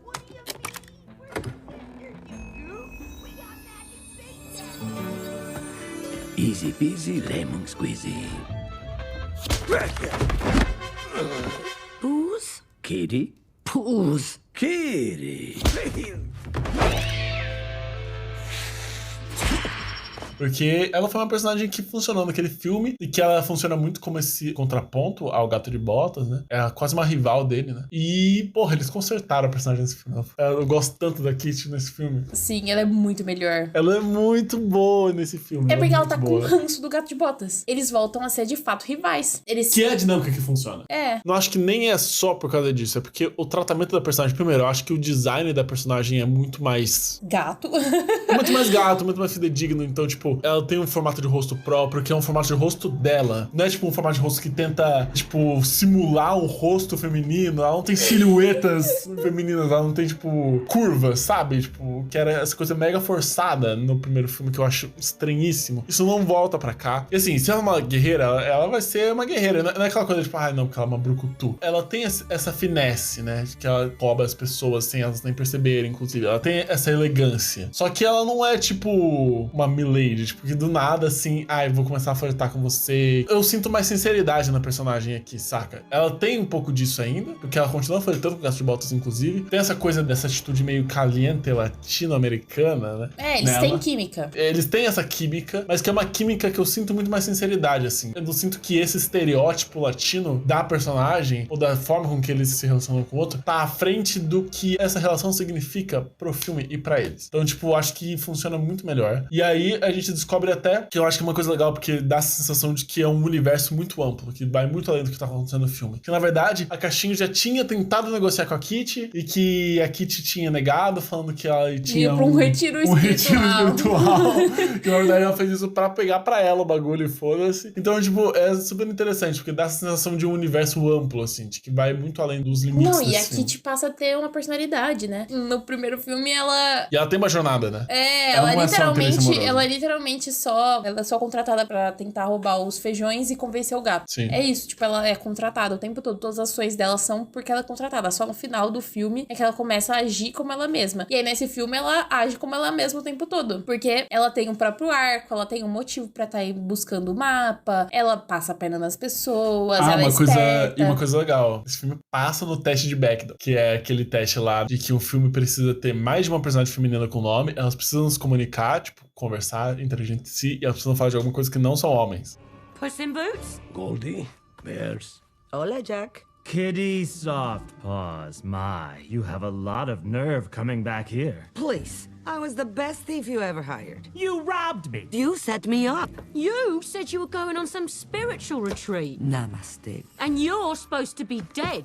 I got better? O filme, ele é voltado pro Gato de Botas, o foco é o gato, mas cada um tem seu próprio foco e está girando em torno de si. É por isso que eu acho que esse filme é tão maior, porque é um filme que ele se expande o tempo inteiro, e eu acho isso emblemático pela própria representação feminina, que vai passar pela Kitty, vai passar pela Caixinhos, e eu acho que é agora que a gente pode falar sobre cada um desses núcleos, porque vai começar a jornada em que esses 3 núcleos da Kitty, o gato e o perito, da Caixinhos e os 3 ursos, e do João Trombeta. E os 12 padeiros. E os 12 padeiros. Eles vão começar, os 3 ao mesmo tempo, a ir atrás, né? E vão perseguir um ao outro, atrás desse grande MacGuffin, que é esse objeto que move o filme, né? Que é a estrela cadente. Porque todos querem um desejo. E é isso que eu acho mais interessante, que é o que você falou. Como eles não estão lá por acaso. Ninguém lá, estamos todos atrás do Gato de Botas, por exemplo, que eu acho que seria um caminho muito fácil. Não, todos estão atrás do objetivo. E todos têm um arco próprio. Sim, então, todos têm seu próprio motivo pra estar lá, né? Sim.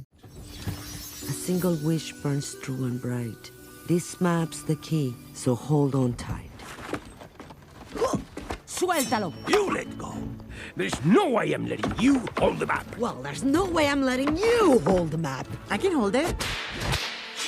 Yeah, right. What's your deal anyway? You wrong with the Chihuahua gang? I don't think so. I don't believe you. That's okay, as long as you believe in yourself. What? Sobre o próprio Gato de Botas e a Kitty e o perito. Eu acho que eles têm uma dinâmica muito interessante. Então eles vão começar com um mapa. Então a gente vai conhecer a Floresta Sombria, que é pra onde você vai ter que passar pra chegar à Estrela Cadente a partir deles. O Gato e a Kitty, eles pegam o mapa juntos e eles não largam o mapa, tipo, um do outro, porque eles não confiam no outro de forma alguma. E o perito, ele é esse contraste completo, porque ele é um personagem essencialmente bom, que sempre vê o bom nas pessoas e é até forçado num sentido, mas que faz sentido pro que tá acontecendo pro contexto, né? Porque o perito, ele vê o bom nas pessoas. O bem. O bem das pessoas, independente de qualquer coisa. Inclusive, ele tem um passado de merda, de pessoas, tipo, passando a perna nele, e ele... Tentando matar ele, e ele vê isso... É que, na verdade, ele é otimista. Sim. E ele é um otimista que ele chega a ser aquele otimista irritante, mas ele faz sentido e ele é um contraponto interessante, muito importante para discussões que vão se desenrolar durante esse filme. What's your name? Oh, I've been called all kinds of things. Dog, bad dog, stupid dog. Hey you! You there! Get out! Leave it! Drop it! Big rat, small pig, rat face, butt nugget, for brains, you know, that sort of thing. But I've never had a name that really stuck, you know? It belonged to me.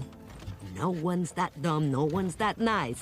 I don't trust you. E eu gosto dele ser essencialmente bom e forçadamente bom até, muito bom, porque eu acho que uma coisa que eu gosto nesse filme é que ele abraça o bem e o mal. Sim. Ele abraça de verdade isso. Tipo assim, o perito, ele é muito do bem. E o João Trombetta é essencialmente mal. Eles são antítese do outro. Em nenhum momento o filme tenta fazer o João Trombetta ser bom e o perito ser mal. Não. E é isso. Eles não ficam tentando trazer uma complexidade dessa coisa, tipo assim, não, na verdade ele tem um lado, dualidades, assim, nos personagens. Eles não tentam enfiar isso. Que na vida real tudo tem dualidade, né? As pessoas não são todas só más, só boas. Mas, tipo, nesse filme, eles não tentam fazer isso, porque eu acho que se eles fizessem isso, aí ia ser forçado. Porque, na verdade, é isso que acontece nesse filme, é que a gente tem essas duas pontas, né? Uma ponta, de um lado, tá o perito, na outra tá o João Trombetta, e tem esse grande espectro cinza onde se estabelecendo outros personagens. E eu acho legal como a própria floresta, ela reage à essência dos personagens. Ah, eu acho isso máximo. Então, eu acho isso muito foda, porque isso dialoga com a trajetória dele, né? Então, por exemplo, o gato, ele vai pegar o mapa e aí a floresta vai se transformar nesse rio de lava. E aí a Kitty pega e vira a floresta dos tormentos e dos pesadelos e aquela floresta verde com aquela água tóxica lá. E aí o perito pega, deixa eu ver. E, tipo, eles têm uma resistência, tipo, eles não querem que o perito pegue, porque eles não confiam no perito. O perito confia muito neles, o perito assume logo de cara que eles são melhores amigos. E eles, tipo, não, fica longe da gente não quer que você pegue o mapa. E ele pega o mapa assim e a floresta reage a ele. Tipo, a ele que eu quero aqui. Se eu quero que alguém realize um desejo, e um desejo tão poderoso, eu quero que alguém com um bom coração faça isso. Então facilita o caminho dele por causa disso. E é interessante que não é sobre a estrela em si, é sobre como isso dialoga com eles. Porque até quando eles passam pelas rosas, né, por aquela floresta de rosas, a floresta de rosas reage à negatividade do gato e da Kitty. E eles aprendem a, tipo, apreciar a beleza das coisas a partir dali. Sim, eles estão aprendendo alguma coisa com o perito, né? Sim. O perito não é só, tipo, irritante e Exato. bonzinho. Eles se vulnerabilizam a partir do perito, eles vão sendo desarmados e se apegando um ao outro de novo. Eles vão criando um afeto. O que eu acho interessante da dinâmica do gato e da Kitty, porque eles sempre estão falando dessa porra de Santa Coloma. Eu lembro que quando eu tava assistindo, eles ficavam falando de Santa Coloma, eu tava assistindo com a Nayara, minha amiga. Ela, tipo, o que é Santa Coloma? E eu, tipo, deve ser uma coisa do primeiro filme, mas eu não lembro. Eu achava que Santa Coloma era um evento que tinha acontecido no primeiro filme e tinha deixado eles, tipo, de mal. Eu não sabia que era um casamento, né? Que no caso é o que eles estabelecem. Eu acho algo legal nisso, por exemplo. Eles continuam sendo rivais e continuam sendo um interesse amoroso um do outro. Então, eles iam se casar e o gato largou ela no altar. No fim, né? Você até descobre que a Kitty, na verdade... Nem foi. Nem foi também. Apesar dela não confiar nele, ela também tem o ego dela. Ela não é a antítese dele, propriamente dita. Ela não é, tipo, o oposto São dele. dois lados de uma mesma moeda. Ela também não foi. E tudo bem, ela tem um motivo, mas ela tava usando isso pra xingar ele. Tipo assim, eu não fui, mas era pra você ter ido. Era pra você ter ficado abandonado no altar. Sim. Entendeu? Tipo assim, o motivo dela tá brava com ele não é tipo assim, porque ela ficou humilhada, porque ela foi largada no altar. Não, é porque ele não foi. E era pra ele ter ido, pra ele ficar humilhado lá. Ela queria que ele ficasse humilhado. Na verdade, o que eu acho mais interessante disso, não é nem isso, é que a Kitty não foi porque ela nem acreditou que o gato iria em primeiro lugar. É o que ela fala pra ele. Por que você não apareceu? É porque eu tinha certeza de que você nunca ia casar, porque você nunca ia abdicar do seu único e grande amor verdadeiro, que é você mesmo. E aí, é isso que eu acho mais interessante, porque a Kitty tem arco aqui. É uma coisa que eles citam no primeiro filme muito por cima, pra dar essa sensação que a Kitty tem personalidade, que eles contam a origem dela. Porque ela tem a pata mansa, porque os antigos donos dela arrancaram as garras dela. E aí eles contam isso no primeiro filme, mas isso não tem influência nenhuma pra trajetória da personagem, pro filme em si, eles poderiam ter passado... Não volta mais, o filme poderia nunca ter citado isso e seria a mesma coisa. Mas aqui, mesmo que essa origem específica não seja dita, faz diferença. É por isso que quando eu falo deles respeitarem o que é estabelecido no primeiro filme, o grande arco da Kitty é que ela tem problema de confiança. É o grande desejo dela. Porque se o gato ele quer as 8 vidas dele de volta, as 9 vidas de volta, o que a Kitty quer é alguém com quem ela possa confiar. Porque ela nunca sentiu que ela pôde confiar em alguém na vida dela. Ela nunca pôde confiar no Humpty Dumpty lá, no próprio gato de botas, em outras pessoas da vida dela, nos donos dela que arrancaram as patas dela no momento mais vulnerável dela. Então, ela nunca pôde confiar em ninguém. E toda vez que ela sente que ela pode confiar, passa uma perna nela. E é por isso que essa relação dela com o perito é interessante. Porque o perito passa pela mesma coisa. Só que ele enxerga o mundo de um jeito diferente. Tem aquela história trágica que eles começam a olhar um pro outro quando ele começa a contar, que é os donos que tentavam se livrar dele de várias formas, ele sempre voltava. Ele falava, tipo, minha família, a gente gosta de brincar de esconde-esconde. Ele via as pessoas como família e os caras, tipo, estavam tentando se livrar dele. Sim, o tempo e todo. aí tentaram, tipo, matar ele afogado, e é por isso que ele tem a meia de cachecol. Why are you so ridiculous, dog? What's your story? My story? Oh, it's actually a very funny story. Back when I was a pup, me and my litter mates lived with a family full of pranksters. We liked to play hide and seek, and I was always it. No matter how hard they try, I'd always find them. So one day, they get creative, and they put me in a sock with a rock in it, and then throw me in a river. I gnawed a hole in the sock, and I swam to the surface. Never found them, or my litter mate, so I guess I'm still it. Wow. That is the saddest, funny story I've ever heard. Se fosse a Kitty no lugar dele, ela ia reagir àquilo de forma negativa. Ela nunca mais ia confiar em ninguém na vida dela. Mas o perito, ele olha isso de forma positiva. Ele não consegue nem chegar na maldade nas pessoas que tentaram afogar ele. Mesmo isso sendo algo absurdo, afinal, existem realmente pessoas que não podem ser confiadas. E esse filme estabelece isso, inclusive. Esse otimismo tem seu papel. O filme, ele enxerga a beleza nesse otimismo. Ele não tá lá só pela piada. Até pro gato e pra Kitty poderem enxergar eles mesmos de forma mais terna, com mais carinho. Porque eles não têm carinho um pelo outro. E nem por eles mesmos. Tipo, eles não têm autocuidado. Acho que essa é a grande questão. É isso que eu falei do gato, dele não ter apreço pela vida, porque ele não tem apreço pela própria vida. E eu acho muito legal mesmo como esse filme vai retratar a saúde mental, né? Tem esse trecho que é minha cena favorita, desse momento em que o gato, ele vai ter uma crise do pânico, né? É a segunda vez em que ele revê o lobo, e ele começa a ser perseguido pelo lobo, e o lobo começa a aparecer em vários lugares, e ele vai nessa floresta escura. Eu gosto desse efeito. Muito bom. E aí, ele começa a passar por uma crise de pânico. E assim, o Twitter inteiro, é porque você não está no Twitter, mas o Twitter inteiro falou dessa cena por umas 2 semanas. Então, assim, talvez pra quem estiver escutando e tá na mesma bolha que eu, talvez essa discussão esteja meio saturada, mas que eu acho legal de falar, que é uma cena realmente muito boa. Que o que as pessoas no Twitter estavam fazendo era comparar com a série nova da Velma, que é uma série merda. Eu assisti uns 2 episódios, uma série muito ruim. Porque a Velma nessa série, a Velma tem crises de pânico. Só que eles lidam com as crises de pânico de uma forma muito tosca. O que muitas pessoas estavam falando é justamente como um desenho voltado para o público infantil e um desenho voltado para o público adulto, que em teoria teria uma maturidade maior, na verdade é o mais maturo de todos. E que o desenho voltado para o público infantil justamente é o que demonstra mais maturidade emocional para lidar com sentimentos e para lidar com saúde mental. E nossa, eu choro toda vez que essa cena. Eu choro toda vez. Porque eu acho tão bonito, assim, a forma com que eles representam, em questão sensitiva mesmo, nos sentidos do gato, né? Então, o batimento cardíaco, né, que começa a bater forte e o som tá abafado, o gato não consegue se concentrar porque ele tá tão desesperado e ele não consegue escutar direito o que o cachorro tá falando. E toda aquela introdução lá atrás que era só uma piada, só um alívio cômico do fato do perito ter o sonho de ser um cachorro terapeuta, tudo combina pra essa cena em que ele de fato... é lindo mesmo, que ele deita na barriga. Que ele deita na barriga dele, assim. Puss, what's wrong?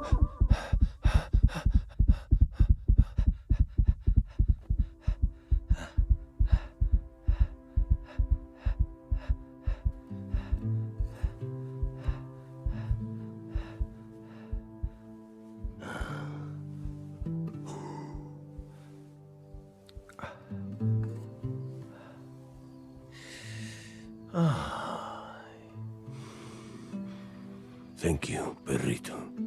eles vão lidar com isso a sério. Eles têm muito respeito por aqueles personagens, pelo que eles sentem. E mesmo as piadinhas, elas sempre vão se amarrar em algo maior, em algo mais dramático. Tem muito melodrama nesse filme, mas é um melodrama muito bom. É nesse momento que a relação do perito e a do gato realmente se torna uma relação, tipo, íntima, de um jeito muito confidente, que é o momento em que ele realmente se sente aberto a se abrir também, que é a primeira vez que ele fala que realmente tá na última vida pra outra pessoa. Então é muito bonito, assim.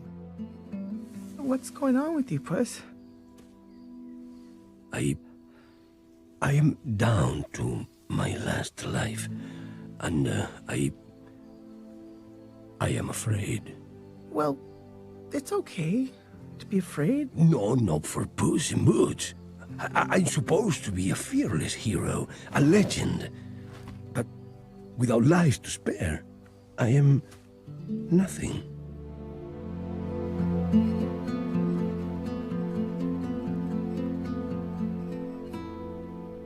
E também tem os momentos em que a Kitty e o perito ficam sozinhos. Ou quando eles têm esses momentos juntos, que você sente que eles criam essa identificação. Principalmente depois que a Kitty escutou a história dele, ela se sente mais próxima dele. Aí se você vai vendo ela se sentindo mais à vontade. Ela se identifica com a dele, ela né? se identifica com o perito, você vai vendo ela se abrir, assim, tipo, ela ficando mais perto dele. Tipo, nele ela confia, entendeu? Ela não confia no gato, mas no perito ela confia. Ela confia nele antes. Não, mas ela passa a confiar no gato também. A questão toda é que o perito começa a dar abertura pra que ela se sinta na liberdade de dar abertura pra ele. Então ela vai cortar a barba do gato e eles vão ter esse momento de conexão dela fazendo a barba dele. Depois ela vai dar a Gatito Blade pra ele, né? Que é a lâmina gatito, que é uma arma dela, que é algo pra ela, e ela vai dar pra ele e vai ser esse simbolismo do duelo entre os dois, que vai ser a arma dele pelo resto do filme. Então, o que eu acho mais legal, como a conexão do gato com o perito e da Kitty com o perito, vai ser a ponte pra que eles possam se curar entre eles. Sim, é bem bonita mesmo.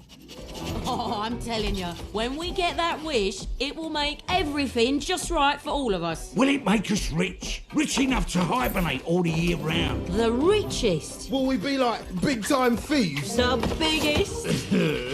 Nice! Big time thieves coming through! Can't pick me up. What kind of wish can do all that, Goldie? Oh, I can't tell ya. If you say what your wish is and it don't come true.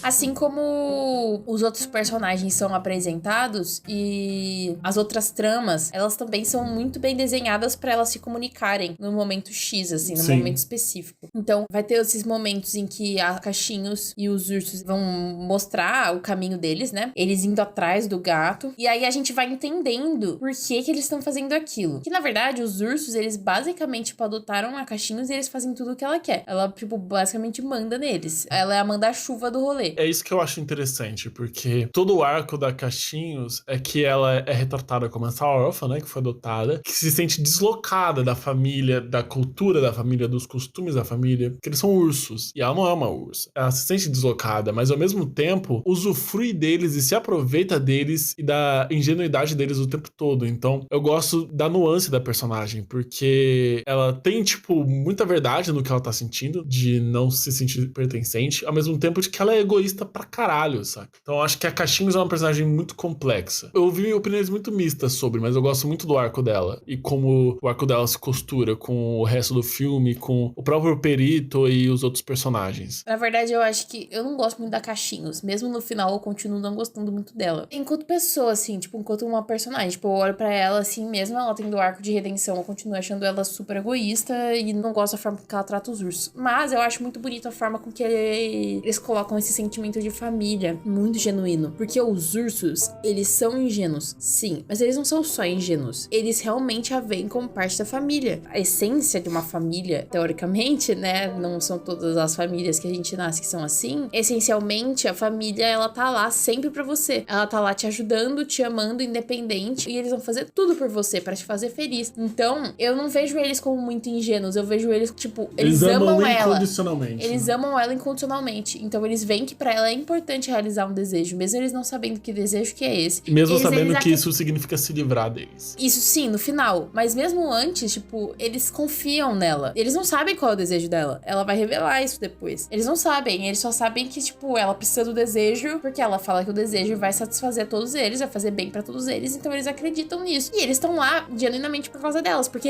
eles mesmo, pessoalmente, eles não têm nenhuma vontade de realizar o desejo, porque eles são felizes, eles gostam da vida deles. O tempo todo eles estão querendo ir hibernar, inclusive, comer, voltar pra cabana deles e hibernar. Só que eles amam tanto ela, que eles estão dispostos a sair, tipo, se enfiar no meio de uma floresta, roubando, se enfiando em problema e confusão, porque eles amam ela, porque ela quer estar sempre em movimento, mas eles são ursos, eles querem hibernar, eles não querem estar lá se enfiando nessas aventuras. Só que eles vão porque é importante pra ela. Então eu acho que essa é a minha parte favorita desse arco. Que apesar de eu não gostar da Caixinhos, continuar achando que ela é uma egoísta e, tipo assim, muito conveniente. Nossa, ela percebe que eles são os ursos, é a família dela no final, tipo, ok. Sim, eu acho... o arco se desenhava pra isso, né? Sim, eu acho bonito. Mas o que eu mais gosto é dos ursos. Mesmo ela falando, tipo assim, não, eu quero uma família de verdade, isso aqui não é minha família. Eles continuam amando ela. E eles vão lá até o fim, lutar por ela e, tipo, no fim ela tem o arco de redenção dela, né? Ela vai lá, salva o ursinho, o irmão dela, que eu esqueci, o Baby. E Baby Bear.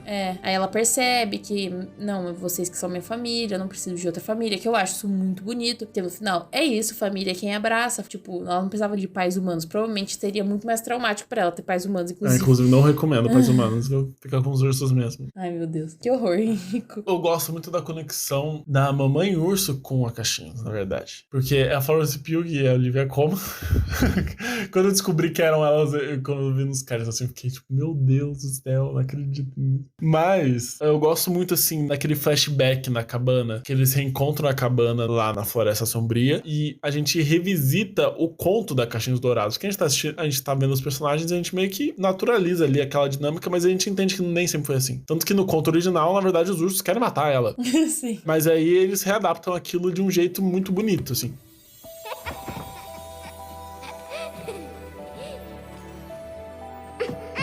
Too hard. Too soft. Just right. Oh, this was it. What was it, Mama? The day a little orphan girl broke into our cabin and stole our hearts. The day when our world became just right.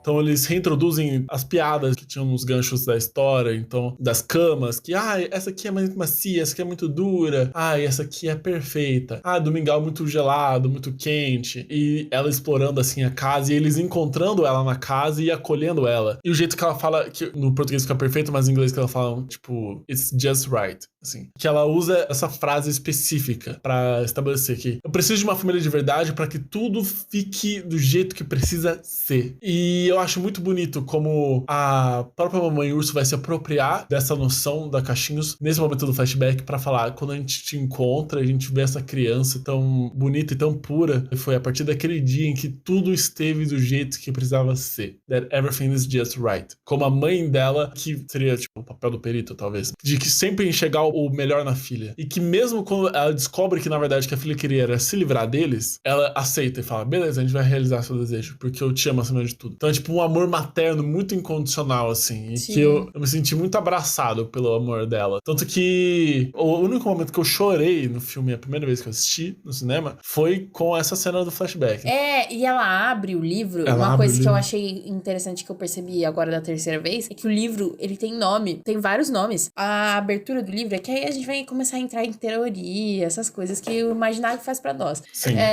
A hora que ela abre o livro, tá escrito tipo assim, esse livro pertence a... Caixinhos. Tem vários nomes, tem muitos nomes. Tem vários Hansel, tem um nome diferente, e aí tem tipo Goldie, que é a Caixinhos Dourados, entendeu? Tem vários nomes, eu não sei por que isso, mas eu achei interessante, um ponto interessante. Eu gosto muito dessa cena também. Foi mais uma curiosidade que eu Talvez achei. não seja uma coisa tipo, o livro pertence a todo mundo que já tentou passar pela floresta? Não sei, pode ser, eu não sei mesmo, mas eu acho que alguém vai entrar muito em teoria, e a gente não vai falar de teoria agora, porque a gente não tem nenhuma. E o que eu gosto da Caixinhos é que a virada de chave dela é, inclusive, quando ela se conecta com o perito. Quando os núcleos começam a se dialogar nesses momentos. Sim, o perito de novo. Sim, o perito de novo. Não só esses núcleos funcionam sozinhos, como eles funcionam quando eles começam a, entrar em conflito. Então, nesse momento em que o perito, ele vai encontrar a Caixinhos, e aí ele vai olhar pra família da Caixinhos, assim, que tem tanto amor por ela, e ele chega e fala... Oh, I wish I had a family like this. Speaking from one orphan to another, Goldie, you won the orphan lottery. De órfão para órfão, você ganhou na loteria dos órfãos. Ele fala isso pra ela. E ela olha pra ele assim com um olhar, o que eu tô fazendo, sabe? Eu acho que é a primeira virada de chave dela, em que ela, tipo, toma consciência da posição que ela está. Eu enxergo a caixinha e os dourados com um pouco mais de ternura que você. Eu acho que o problema maior dela é que ela se aproveita do irmão, principalmente. Mas é porque, sabe, são erros que eu não consigo crucificar ela. São coisas que eu, tipo, já estive sujeito a fazer também. Que talvez eu já tenha feito. Acho que todo mundo. Então, tipo, eu não consigo crucificar ela. Então, quando ela tem a virada de chave, pra mim faz muito sentido com o que é estabelecido no filme, eu acho muito bonito. Esse núcleo, que é um núcleo que poderia muito bem ser, tipo, jogado aí só pra ter uns personagens a mais, pra, só uma outra fábula pra falar que ainda é no universo do Shrek, e pra, ter umas cenas legais, porque com os ursos, as cenas de ação com os ursos são legais também. Mas não, é tipo, existe um núcleo emocional muito sincero ali, que é justamente o contrário do João Trombeta.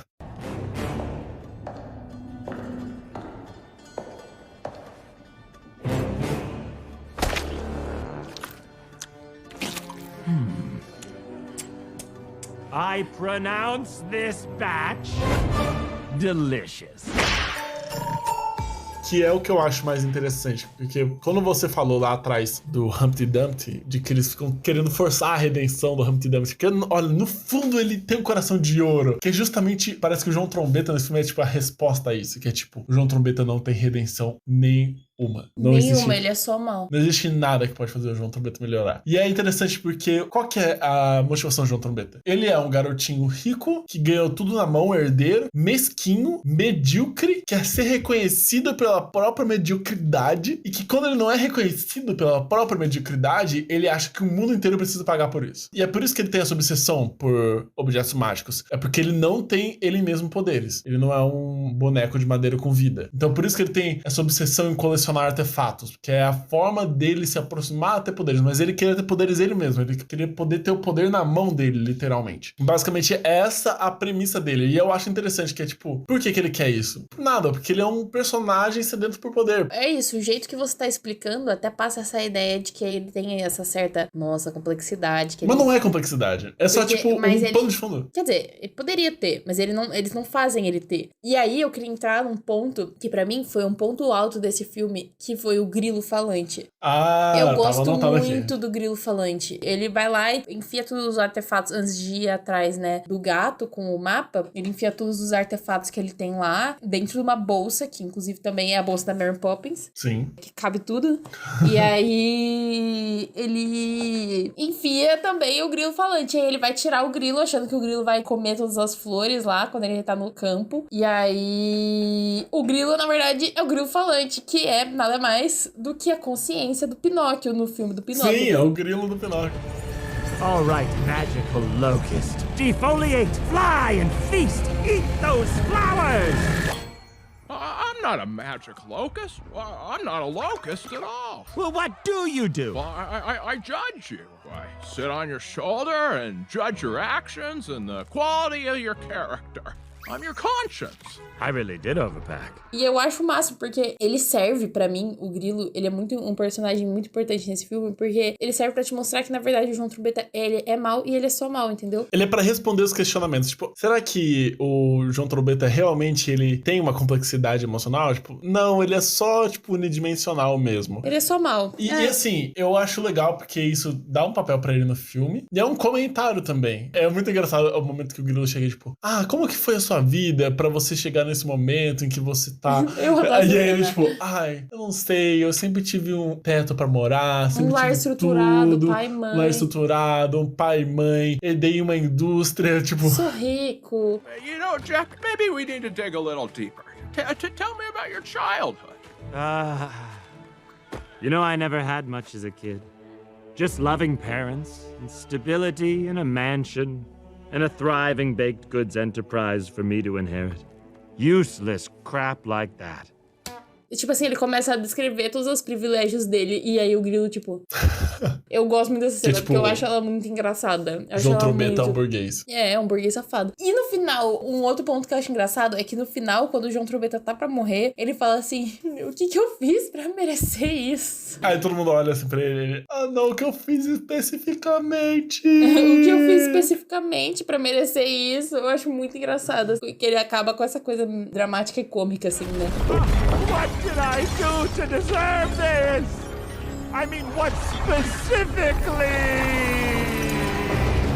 Porque esse negócio de eu ter falado do vilão unidimensional ser um burguês é, tipo, real mesmo. Porque se o Gato de Botas não tem apreço pela própria vida, o João Trombetta não tem apreço pela vida dos outros. Tipo assim, da mesma forma que você falou, que ele é rodeado por esses 12 cozinheiros, que o João Trombetta ele não vai fazer nada. Ele não conquista nada, ele não batalha por nada. Todos esses 12 cozinheiros que vão fazer todo o trabalho sujo por ele. E morrer. E vão todos ser mortos e dizimados, massacrados e torturados por ele nesse caminho. E ele não tem apreço nenhum pela vida daquelas pessoas. Ele não tem apreço nenhum pela subjetividade daquelas pessoas. Tipo, as pessoas estão pedindo socorro e ele tá falando que foda-se. Tipo, o Grilo falando de, ele tá pedindo socorro, eles vão morrer, faz alguma coisa. E ele, tipo, não, eu tô muito ocupado aqui, eu não posso. Eu acho muito interessante, muito curioso que o personagem que represente esse mal seja justamente um personagem que esteja nesta posição sobre estas pessoas. Eu também gosto disso. Acho que o elemento mais complexo do João Trombetta é esse, assim, como ele se relaciona tanto com a realidade. O que eu acho mais complexo do João Trombetta é como o mal encarnado dele se reflete na dinâmica dele com as pessoas ao redor dele, com os outros personagens dos outros núcleos, com os cozinheiros, que ele vê a vida deles como descartável, com tudo, assim. É mais sobre como esse mal encarnado reage ao universo do que sobre, será que ele é mal mesmo? Tipo, isso não está em discussão. Inclusive foi o que você falou, o Grilo tá lá justamente pra provar que, sim, ele é mal mesmo. Oh, that was horrible. Your wish is horrible. You're horrible. You're an irredeemable monster. What took you so long, idiot? Ele tá lá basicamente pra ser a consciência do João Trombetta e pra gente entender a consciência do João Trombetta. Eu acho legal porque essa meio que é a subversão da subversão. Porque virou muito comum a gente ter histórias de vilões complexos, né? Pega o filme do Coringa, gente. Tentaram tornar complexo a loucura do Coringa. Porque a origem do Coringa, porque na verdade ele tinha uma mãe que ele sofreu, porque ele é pobre, porque ele foi humilhado a vida inteira. O Coringa, ele é mal porque ele é o Coringa e porque ele é mal e foda-se. É basicamente isso, assim. O filme abraça a maldade e fala, tipo, eu não preciso justificar isso pra que esse seja um personagem interessante, pra que eu possa fazer coisas interessantes com ele. É a subversão da subversão, saca? A gente já tá encerrando o ciclo e recomeçando ele agora. Sim. Porque o Lobo aqui, ele é um vilão, mas ele não é um vilão. O vilão é o João Trombetta. Porque na verdade ele não quer fazer mal pra ninguém, ele só quer, é como se fosse um reflexo das ações do gato. O Lobo, ele é literalmente a morte, né? Ele tá fazendo o papel dele enquanto morte. Tipo, você debochou da morte e você tá pra morrer. Não existe moralidade nisso, saca? Ele é só a morte cumprindo o papel dela, levando uma alma que precisa ser levada. É, tipo, basicamente isso. Inclusive, é aquela própria questão que você falou. O Lobo não é um personagem presente. Ele é tipo um fantasma que assombra o gato ao redor do filme. Ele não fica aparecendo. Nem sempre você sabe quando é ele, quando não é. Exato. Ele é um personagem com presença, mas ele não é um personagem presente. Eu vejo muito material comercial vendendo o Lobo enquanto o principal vilão. Eu acho que ele é o principal vilão. Ele é, tipo, um vilão mais importante do que o João Trombetta. É o vilão mais importante pro arco do Gato de Botas. Pra história, no geral, mas no papel de vilão dentro de um filme, eu acho que o João Trombetta realmente... Porque, tipo, o João Trombetta é o vilão da história geral. Ele é vilão da Caixinhos. Da história da Caixinhos, do gato, daqui. Ele é o vilão daquela dinâmica, da dinâmica coletiva. Agora, o vilão principal da narrativa do gato é a morte. What is that?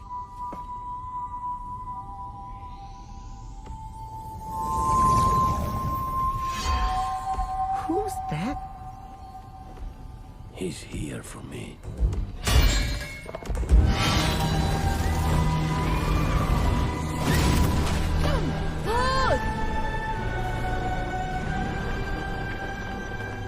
Voltando pra essa questão do Lobo, eu acho legal como as coisas se costuram no final até nisso, assim. Então a gente vai ter a batalha final entre o gato e o Lobo, de muita vulnerabilidade emocional, inclusive entre a Kitty e o Perito, e ele, porque esse conflito deles de confiança voltou à tona, e aí ele se abre pela primeira vez falando que a morte tá atrás dele, a morte de fato aparece. E eu acho muito legal nesse trecho, porque é um momento de amadurecimento, né? Que é totalmente o contrário do que a gente tava falando lá atrás do primeiro filme, em que você, de fato, enxerga que o personagem mudou. E o filme joga na sua cara, cara, esse é um personagem diferente. Sim. A gente tá olhando pra outra pessoa agora, pra outro gato. Então, ele mesmo com o pergaminho em mãos, que ele ia tomar o caminho mais simples, e isso seria simples pra ele, tipo, não seria um problema, mas não, ele decide lutar pela própria vida. E ele, pela primeira vez, tem apreço à própria vida e valoriza a própria vida dele. E nesse sentido, ele começa a valorizar ele mesmo. E é interessante porque a luta com o lobo não é fácil, então ele tem um momento lá em que ele é desarmado de novo, e o lobo vai fazer o golpe final e ele se defende com a Gatito Blade.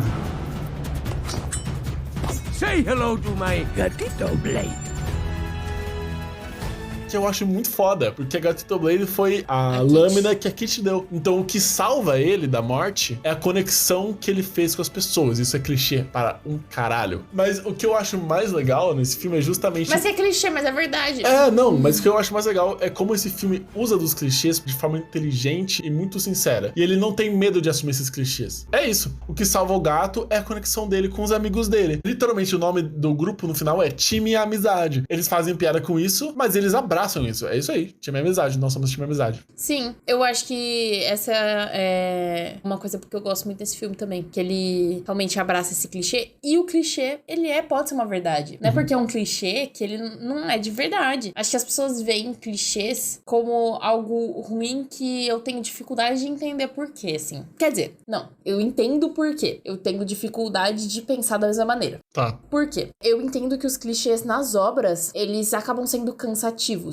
Mas muitos clichês, eles são verdadeiros. Acontecem de formas com maior nuance, que é o que eles fazem nesse filme. Pegar um clichê e botar nuance nele. Sim. Mas ele é um clichê. É verdade. E até pode ser uma coisa meio frase de efeito pra finalizar o episódio, mas, tipo, o que torna a gente quem a gente é quem passa pelo nosso caminho. Ninguém constrói nada sozinho. Ninguém consegue ir pra frente sozinho. Que seja alguém pra estar lá te dando um abraço quando você quer chorar e desistir. Nós somos seres sociais e sociáveis. A gente não nasceu pra ficar sozinho. E o gato era muito solitário. Ele era muito sozinho. É quando ele entende que não, ele sempre precisou de outra pessoa. Ele precisa de outra pessoa. A conexão que ele faz com outras pessoas é o que o mantém vivo. E é o que vai manter ele nessa última vida. E é o que faz com que ele comece a valorizar ele mesmo. E enxergar a própria vida com carinho.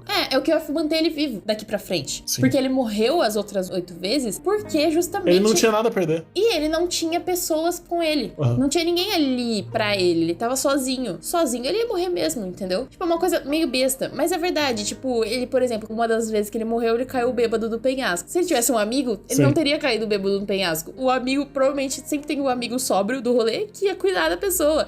Então ele começa a perceber que é as relações que ele vai construir que mantém ele vivo. É viver socialmente. Mas eu digo numa questão subjetiva também. Porque tem aquela coisa que é clichê também, de que pra gente poder amar o outro, a gente precisa se amar. E é isso que eu acho mais interessante. É porque existe essa trajetória dele de aprender a amar o outro, de aprender a se abrir pra receber o amor do perito e da Kit, mas que no fim tudo isso culmina no auto-amor dele, porque ele tinha esse ego enorme justamente porque ele queria provar pra ele mesmo que ele tinha valor, de que ele era de fato tudo que aquelas pessoas diziam. É por isso que ele era tão insistente nisso, de olha só como eu sou uma pessoa bela, como eu sou uma pessoa forte, como eu sou uma pessoa impassível, enfim. E a gente percebe que na verdade isso esconde uma puta insegurança. Ele não acredita em nada disso. Sim. Mas ele quer acreditar. E é quando ele cria o elo com as pessoas e se permite criar esses elos que ele começa a valorizar ele mesmo, sem precisar da aprovação de seja quem for. Até pela própria questão dele, tipo,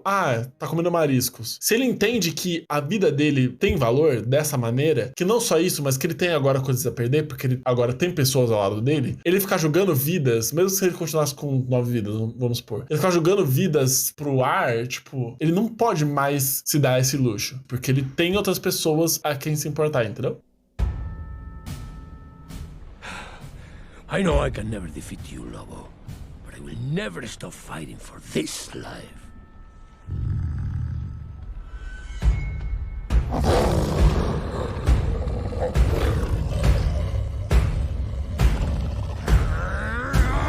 ¿Por qué diablos fui a jugar con mi comida? You're ruining this for me. I came here for an arrogant little legend who thought he was immortal. But I don't see him anymore. Live your life, Puss in Boots. Live it well.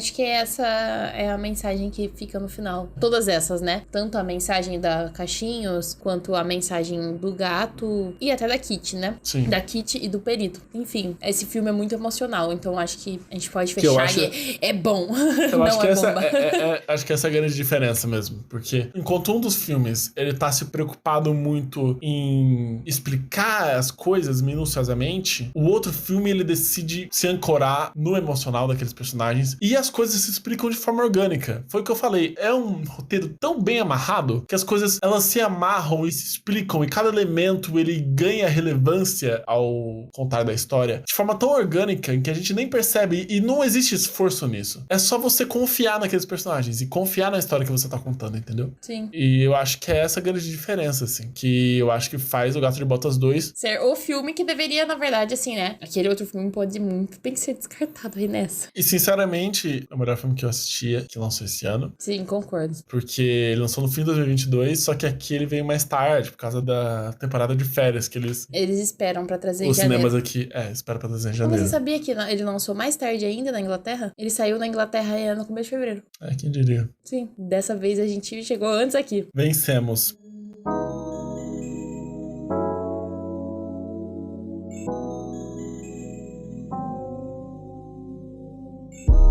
Nossa, que conversa, pelo amor de Deus. É isso. Longa e profunda, é muito bom. Não, mas foi muito legal, gente. Sério, muito, muito, muito obrigado por ter escutado a gente até aqui e por ter escutado a gente por todo esse tempo falando de um assunto só, né? Foi um episódio diferente dos últimos, mas espero que tenha sido uma dinâmica interessante e a gente quer seguir por esse caminho e por outros nos próximos episódios e é isso, gente. A gente vai continuar. Espero que você tenham gostado. A gente vai continuar explorando aí ao limite. Sim. É isso aí, gente. Se você gostou, avalie aí o podcast na plataforma da sua preferência. Spotify, bota aí 5 estrelas, segue a gente, porque a gente vai continuar publicando episódios. Segue a gente nas redes sociais também, @GêmeosEmProsa no Instagram. Então lá a gente publica conteúdos diferenciados, a gente divulga os episódios, a gente divulga datas antes, a gente interage com vocês. Então manda mensagem pra gente lá ou pelos nossos perfis pessoais, né? Você pode me seguir por @HenricoSouto, tudo junto, no Instagram e no Twitter. E me seguir no Instagram por